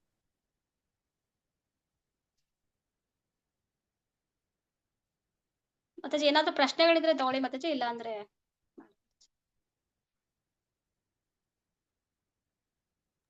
ಯಾರು ಏನು ಪ್ರಶ್ನೆಗಳು ಇದ್ದಂಗಿಲ್ಲ ನೋಡಿದ್ರೆ. ಯಾಕಂದ್ರೆಲ್ಲ ಕ್ಲಿಯರ್ಲಿ ನೀವು ಹೇಳಿದ್ದೀರಾ, ಇನ್ನೇನು ಪ್ರಶ್ನೆಗಳು ಯಾರಿಗೂ ಇದ್ದಂಗಿಲ್ಲ. So we can proceed further. Thank you ಮಾತಾಜಿ. ಅವಕಾಶ ಕೊಟ್ಟಿದ್ದಕ್ಕೆ ನಿಮಗೆ ಧನ್ಯವಾದಗಳನ್ನ ತಿಳಿಸ್ತೀನಿ.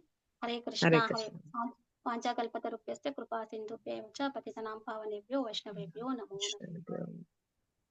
ಥ್ಯಾಂಕ್ ಯು ಮಾತಾಜಿ. ಹರೇ ಕೃಷ್ಣ. ಹರೇ ಕೃಷ್ಣ. ಧನ್ಯವಾದಗಳು ಮಾತಾಜಿ. ಒಂದ್ಸಲ ಹರೇ ಕೃಷ್ಣ ಮಹಾಮಂತ್ರ ಹೇಳೋದರ ಮೂಲಕ ವಂದನೆಗಳನ್ನ ಅರ್ಪಿಸ್ತಾ ಇದ್ದೀನಿ. ಹರೇ ಕೃಷ್ಣ ಕೃಷ್ಣ ಕೃಷ್ಣ ಹರೇ ಹರೇ, ಹರೇ ರಾಮ ರಾಮ ರಾಮ. ನಮ್ಮ ಮುಂದಿನ ಕಾರ್ಯಕ್ರಮ ನರಸಿಂಹ ಭಜನೆ. ನರಸಿಂಹ ಭಜನೆ ಹಾಡಲು ರೋಹಿಣಿ ಸುಧನ್ಯ ದೇವಿದಾಸಿ ಮಾತಾಜಿಯವರು ಶಿವಮೊಗ್ಗದಲ್ಲಿ 6-7 ಹರೇ ಕೃಷ್ಣ ವರ್ಷದಿಂದ ಮಾತಾಜಿ, ಒಂದ್ ನಿಮಿಷ. ಮಾತಾಜಿ, ಶಾಂತಿ ಮಾತಾಜಿ, ಒಂದ್ ನಿಮಿಷ. ಈಗ ಎಲ್ಲರೂ ನೋಡ್ದ ಹಾಗೆ ಈ ವಾರ ಈಗ ಶಿವಮೊಗ್ಗ ಡಿವೋಟಿಸ್ ಎಲ್ಲ ಸೇವೆಯನ್ನ ತಗೊಂಡಿದ್ರು. ಅದೇ ರೀತಿ ಎಲ್ಲಾ ಸೆಂಟರ್ ಅವರು, ಬಳ್ಳಾರಿ ಸೆಂಟರ್ ಅವರಾಗ್ಲಿ, ಚಿತ್ರದುರ್ಗ ಸೆಂಟರ್ ಅವರು ಪ್ರತಿ ವಾರ ಒಂದೊಂದು ಸೇವೆನ ನೀವು ತಕೊಂಡು ಒಂದ್ ವೀಕ್ ನೀವು ತಕೊಂಡ್ರೆ ನಿಮ್ಗೆ ಅಂದ್ರೆ ಒಬ್ರು ಮೇನ್ ಯಾರಿದ್ದೀರೋ ನಿಮ್ಗೆ ಗೊತ್ತಿರತ್ತೆ, ಅಲ್ಲಿ ಯಾರು ಕೀರ್ತನೆ ಮಾಡ್ತಾರೆ, ಯಾರು ಅದೇ ಗುಡಿಯನ್ನ ನರಸಿಂಹ ಆರತಿ ಹಾಡೋದ್ರಲ್ಲಿ ಅದೆಲ್ಲ ಗೊತ್ತಿರತ್ತಲ್ಲ. ಆ ರೀತಿ ಒಬ್ಬೊಬ್ರು ಸೇವೆಯನ್ನ ತಕೊಂಡು ನೀವೇ ಡಿಸ್ಟ್ರಿಬ್ಯೂಟ್ ಮಾಡ್ಕೊಂಡು ನನ್ಗೆ ಕಾಂಟ್ಯಾಕ್ಟ್ ಮಾಡಿ. ಸೊ ಈ ವಾರ ಹೇಗೆ ಎಲ್ಲಾ ಸೇವೆಯನ್ನು ಶಿವಮೊಗ್ಗ ಡಿವೋಟಿಸ್ ತಗೊಂಡಿದ್ದಾರೆ. ಶಿವಮೊಗ್ಗ ಮಾತಾಜಿಗಳು ತುಂಬಾ ಚೆನ್ನಾಗಿ ನಿಭಾಯಿಸಿದ್ರು. ನಿರೂಪಣೆ ಅಂತೂ ತುಂಬಾ ಚೆನ್ನಾಗಿ ಮಾಡ್ತಿದ್ದಾರೆ ಮಾತಾಜಿ. ಸೊ ಇದೇ ರೀತಿ ನೆಕ್ಸ್ಟ್ ವೀಕ್ ಚಿತ್ರದುರ್ಗದವರಿಂದ ನಾನು ಎಕ್ಸ್ಪೆಕ್ಟ್ ಮಾಡ್ತೀನಿ. ದಯವಿಟ್ಟು ನನ್ನ ಕಾಂಟ್ಯಾಕ್ಟ್ ಮಾಡಿ. ಯಾರು ಪ್ರವಚನ ಕೊಡ್ತೀರಾ, ಯಾರು ನರಸಿಂಹ ಭಜನೆ ಹಾಡ್ತೀರಾ ಅಥವಾ ಕೀರ್ತನೆ ಹಾಡ್ತೀರಾ, ಸೊ ಮುಂದೆ ಬನ್ನಿ. ಎಲ್ಲರಿಗೂ ಭಗವಂತ ಇದೊಂದು ಅವಕಾಶವನ್ನು ಕೊಟ್ಟಿದ್ದಾನೆ, ಈ ವೇದಿಕೆಯನ್ನ ಬಳಸ್ಕೊಳ್ಳಿ ಅಂತ ಕೇಳ್ಕೊಳ್ತೀನಿ. ಹರೇ ಕೃಷ್ಣ. ಮಾತಾಜಿ ಮುಂದುವರಿಸ್ಬೋದು ನೀವು. ಮಾತಾಜಿ, ನರಸಿಂಹ ಭಜನೆಯನ್ನು ಹಾಡಲು ರೋಹಿಣಿ ಸುಧನ್ಯ ದೇವಿದಾಸ್ ಇವರು ಕಳೆದ 7-8 ವರ್ಷಗಳಿಂದ ಕೃಷ್ಣ ಪ್ರಜ್ಞೆಯನ್ನ ಮಾಡ್ತಾ ಇದ್ದಾರೆ. ಮತ್ತು ನಮ್ಮ ಟೆಂಪಲ್ನ ಎಲ್ಲ ಮಾತಾಜಿಗಳಿಗೂ ಇವರು ತಾಯಿ ತರ ನಮ್ಗೆ ಒಳ್ಳೆ ಮಾರ್ಗದರ್ಶನ ಮಾಡ್ತಾರೆ. ಅವರು ವಯಸ್ಸಾದ್ರೂ ಸ್ವಲ್ಪ ಎಲ್ಲ ಸೇವೆಯಲ್ಲೂ ಅವ್ರನ್ನ ತೊಡಗಿಸ್ಕೊಂತ ಇದ್ದಾರೆ. ನಾವು ಅವರಿಗೆ ಚಿರಋಣಿ ಅಂತ. ನಮ್ಗೆಲ್ಲರಿಗೂ ಮಾರ್ಗದರ್ಶನ ಮಾಡ್ತಾರೆ. ಮಾತಾಜಿ, ದಯವಿಟ್ಟು ನಿಮ್ಗೆ ಸ್ವಾಗತಿಸ್ತೇನೆ. ಹರೇ ಕೃಷ್ಣ ಮಾತಾಜಿ. ಹರೇ ಕೃಷ್ಣ ಮಾತಾಜಿ. ಹರೇ ಕೃಷ್ಣ ಮಾತಾಜಿ. ಹರೇ ಕೃಷ್ಣ ಮಾತಾಜಿ. ಹರೇ ಕೃಷ್ಣ ನಾಮಂತ್ರ ಹೇಳಿ ನಿಮ್ಮನ್ನ ಸ್ವಾಗತಿಸ್ತೀನಿ ಮಾತಾಜಿ. ಹರೇ ಕೃಷ್ಣ ಕೃಷ್ಣ ಕೃಷ್ಣ ಹರೇ ಹರೇ, ಹರೇ ರಾಮ ರಾಮ ರಾಮ. ಪ್ರಾರಂಭಿಸ್ತಾ ಮಾತಾಜಿ. ಹರೇ ಕೃಷ್ಣ ಹರೇ ಕೃಷ್ಣ ಕೃಷ್ಣ ಕೃಷ್ಣ ಹರೇ ಹರೇ, ಹರೇ ರಾಮ ರಾಮ ರಾಮ ಹರೇ ಹರೇ.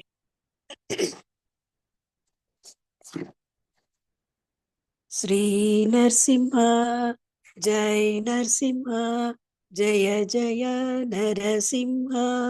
ಪ್ರಳದೇಶ ಜಯ ಪದ್ಮ, ಮುಖ ಪದ್ಮ ಭೃಂಗ. ನಮಸ್ತೆ ನರಸಿಂಹಾಯ, ನಮಸ್ತೆ ನರಸಿಂಹಾಯ. ಪ್ರಳದಳದದಾಯಿನೇ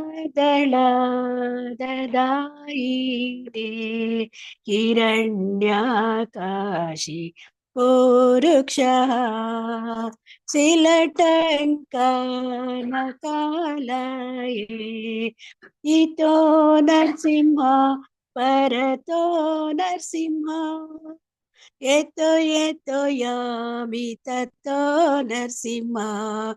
ಬಹಿ ನರಸಿಂಹ ಹೃದಯೇ ನರಸಿಂಹ, ನರಸಿಂಹ ಮದೀಂ ಶರಣಂ ಪ್ರಪದೇ. ತವ ಕರ ಕಮಲವರೇ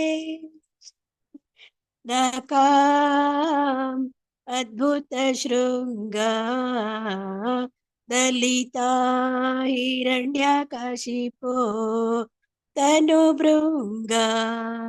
ಕೇಶವಧೃತ ನರಹರಿ ರೂಪ, ಜಯ ಜಗದೀಶ ಹರೇ, ಜಯ ಜಗದೀಶ ಹರೇ, ಜಯ ಜಗದೀಶ ಹರೇ. ಜಯ ನರಸಿಂಹದೇವ್ ಜಯ ನರಸಿಂಹದೇವ್, ಜಯ ನರಸಿಂಹದೇವ್ ಜಯ ನರಸಿಂಹದೇವ್. ಜಯ ಜಯ ಲಕ್ಷ್ಮೀ ನರಸಿಂಹ, ಜಯ ಲಕ್ಷ್ಮೀ ನರಸಿಂಹ, ಜಯ ಲಕ್ಷ್ಮೀ ನರಸಿಂಹ, ಜಯ ಲಕ್ಷ್ಮೀ ನರಸಿಂಹ. ಜಯ ಪ್ರಹ್ಲಾದ್ ಮಹಾರಾಜ್, ಜಯ ಪ್ರಹ್ಲಾದ್ ಮಹಾರಾಜ್, ಜಯ ಪ್ರಹ್ಲಾದ್ ಮಹಾರಾಜ್, ಜಯ ಪ್ರಹ್ಲಾದ್ ಮಹಾರಾಜ್. ಜಯ ಜಯ ಗುರುದೇವ್ ಗುರುದೇವ್ ಗುರುದೇವ್ ಗುರುದೇವ್. ಜಯ ಜಯ ಪ್ರಭುಪಾದ್ ಪ್ರಭುಪಾದ್ ಪ್ರಭುಪಾದ್ ಪ್ರಭುಪಾದ್. ನಿತಾಯ್ ಗೌರ ಹರಿ ಬೋಲ್, ಹರಿ ಬೋಲ್ ಹರಿ ಬೋಲ್ ಹರಿ ಬೋಲ್. ವಿಘ್ನ ವಿನಾಶಕ ನರಸಿಂಹ ಭಗವಾನ್ ಕಿ ಜೈ. ಜಗದ್ಗುರು ಶ್ರೀಲ ಪ್ರಭುಪಾದ್ ಕಿ ಜೈ. ಸಮವೇತ ವೈಷ್ಣವ ಭಕ್ತರಿಂದ ಕಿ ಜೈ. ಹರೇ ಕೃಷ್ಣ ಮಾತಾಜಿ. ಹರೇ ಕೃಷ್ಣ ಮಾತಾಜಿ, ತುಂಬಾ ಚೆನ್ನಾಗಿ ಕೀರ್ತನೆ ಮಾಡಿದ್ರಿ ಮಾತಾಜಿ. ಧನ್ಯವಾದಗಳು. ನಿಮ್ಮ ಆಶೀರ್ವಾದ ನಮ್ಮೆಲ್ಲರಿಗೂ ಇರ್ಲಿ ಅಂತ ಕೇಳ್ಕೊಂತೀನಿ. ನೀವು ಅವಕಾಶ ಮಾಡಿಕೊಟ್ಟಿದ್ದಕ್ಕೆ ನಿಮ್ಗೂ ಸಹ ಧನ್ಯವಾದಗಳು ಮಾತಾಜಿ. ತುಂಬಾ ಚೆನ್ನಾಗಿ ತಾಯಿ ತರ ಅಂತ ಹೇಳಿದ್ರೆ ತುಂಬಾ ಖುಷಿ ಆಯ್ತು ಮಾತಾಜಿ. ನೀವ್ ಆತರ ನೋಡ್ಕೊಂತೀರಾ ಮಾತಾಜಿ ನಮ್ಮೆಲ್ಲರನ್ನು. ಹರೇ ಎಲ್ಲ ಕೃಷ್ಣ ಡಿವೋಟಿಸ್ ಮಾಮೂಲಿ. ನಮ್ಮ ಶಿವಮೊಗ್ಗ ಡಿವೋಟಿಸ್ ನಂಗೆ ಇದೆ, ನಮ್ಮ ಮಗಳ ತರನೇ ಇದಾರೆ ಮಾತಾಜಿ. ತುಂಬಾ ಖುಷಿ ಆಗುತ್ತೆ ಎಲ್ರನ್ನು ನೋಡಿದ್ರೆ.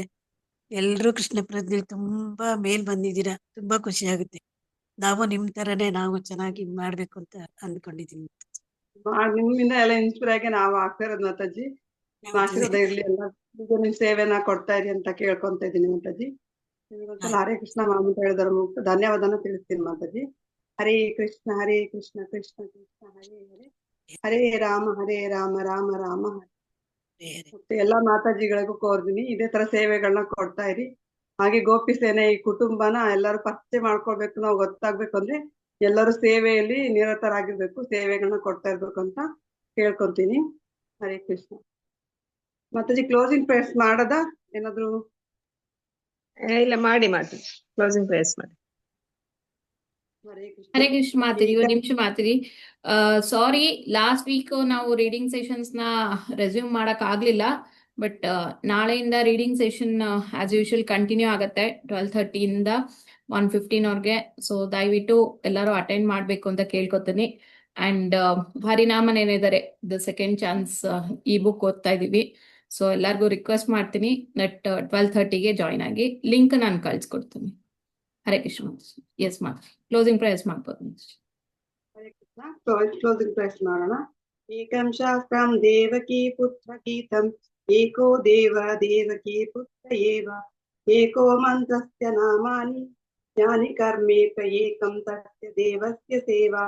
ತ್ವಮೇವ ಮಾತಾಂಚ ಪಿತತ್ವಮೇವ, ತ್ವಮೇವ ಬಂಧು ಚ ಸಖತ್ವಮೇವ, ತ್ವಮೇವ ವಿದ್ಯತ್ ದ್ರವಿಣಂ ತ್ವಮೇವ, ತ್ವಮೇವ ಸರ್ವಂ ಮಮ ದೇವ ದೇವ. ಕೃಷ್ಣಾಯ ವಾಸುದೇವಾಯ ಹರಯೇ ಪರಮಾತ್ಮನೇ ಪ್ರಣತಕ್ಲೇಶ ನಾಶಾಯ ಗೋವಿಂದಾಯ ನಮೋ ನಮಃ. ಕೃಷ್ಣಾಯ ವಾಸುದೇವಾಯ ದೇವಕೀ ನಂದನಾಯ ಚ ನಂದಗೋಪ ಕುಮಾರಾಯ ಗೋವಿಂದಾಯ ನಮೋ ನಮಃ. ವಾಸುದೇವಂ ಸುತ ದೇವಂ ಕಂಸ ಚಾಣೂರಮರ್ಧನಂ ದೇವಕೀ ಪರಮಾನಂದಂ ಕೃಷ್ಣಂ ವಂದೇ ಜಗದ್ಗುರು. ಕಾತ್ಯಾಯಿನಿ ಮಹಾಮಾಯೆ ಮಹಾಯೋಗಿನ್ಯದೀಶ್ವರಿ ನಂದಗೋಪಾಸುತಂ ದೇವಿ ಪರಮಾಮಿ ಕುರುತೆ ನಮಃ. ಶ್ರೀಕೃಷ್ಣ ಶರಣಂ ಮಮ ದಾಸೋಹ ಕೃಷ್ಣಂ ತವಾಸ್ಮಿ. ಹರೇ ಕೃಷ್ಣ ಕೃಷ್ಣ ಕೃಷ್ಣ ಹರೇ ಹರೇ, ಹರೇ ರಾಮ ರಾಮ ರಾಮ ಹರೇ ಹರೇ. ಎಲ್ಲರಿಗೂ ಧನ್ಯವಾದಗಳು ಅವಕಾಶ ಕೊಟ್ಟಿದ್ದಕ್ಕೆ. ನೀಲಮಯಿ ಮಾತಾಜಿ, ಶ್ಯಾಮಕಾಂತ ಮಾತಾಜಿ ಎಲ್ಲರಿಗೂ ನಾನು ಪ್ರಣಾಮ ಅರ್ಪಿಸ್ತೇನೆ. ಥ್ಯಾಂಕ್ ಯು ವೆರಿ ಮಚ್ ಮಾತಾಜಿ. ವಾಂಛಾಕಲ್ಪತರುಭ್ಯಶ್ಚ ಕೃಪಾ ಸಿಂಧುಭ್ಯ ಏವ ಚ ಪತಿತಾನಾಂ ಪಾವನೇಭ್ಯೋ ವೈಷ್ಣವೇಭ್ಯೋ ನಮೋ ನಮಃ. ನಾಮಾಚಾರ್ಯ ಶ್ರೀಲ ಹರಿದಾಸ್ ಠಾಕುರ್ ಕಿ ಜೈ. ಅನಂತ ಕೋಟಿ ವೈಷ್ಣವ ವೃಂದ की जय. शील प्रभुपाद की जय. गुरुदेव महाराज की जय. निताई गौर प्रेमानंदे. हरि हरि बोल. Thank you very much Mataji. ನಾ ಎಂಡ್ ಮಾಡ್ತೀನಿ.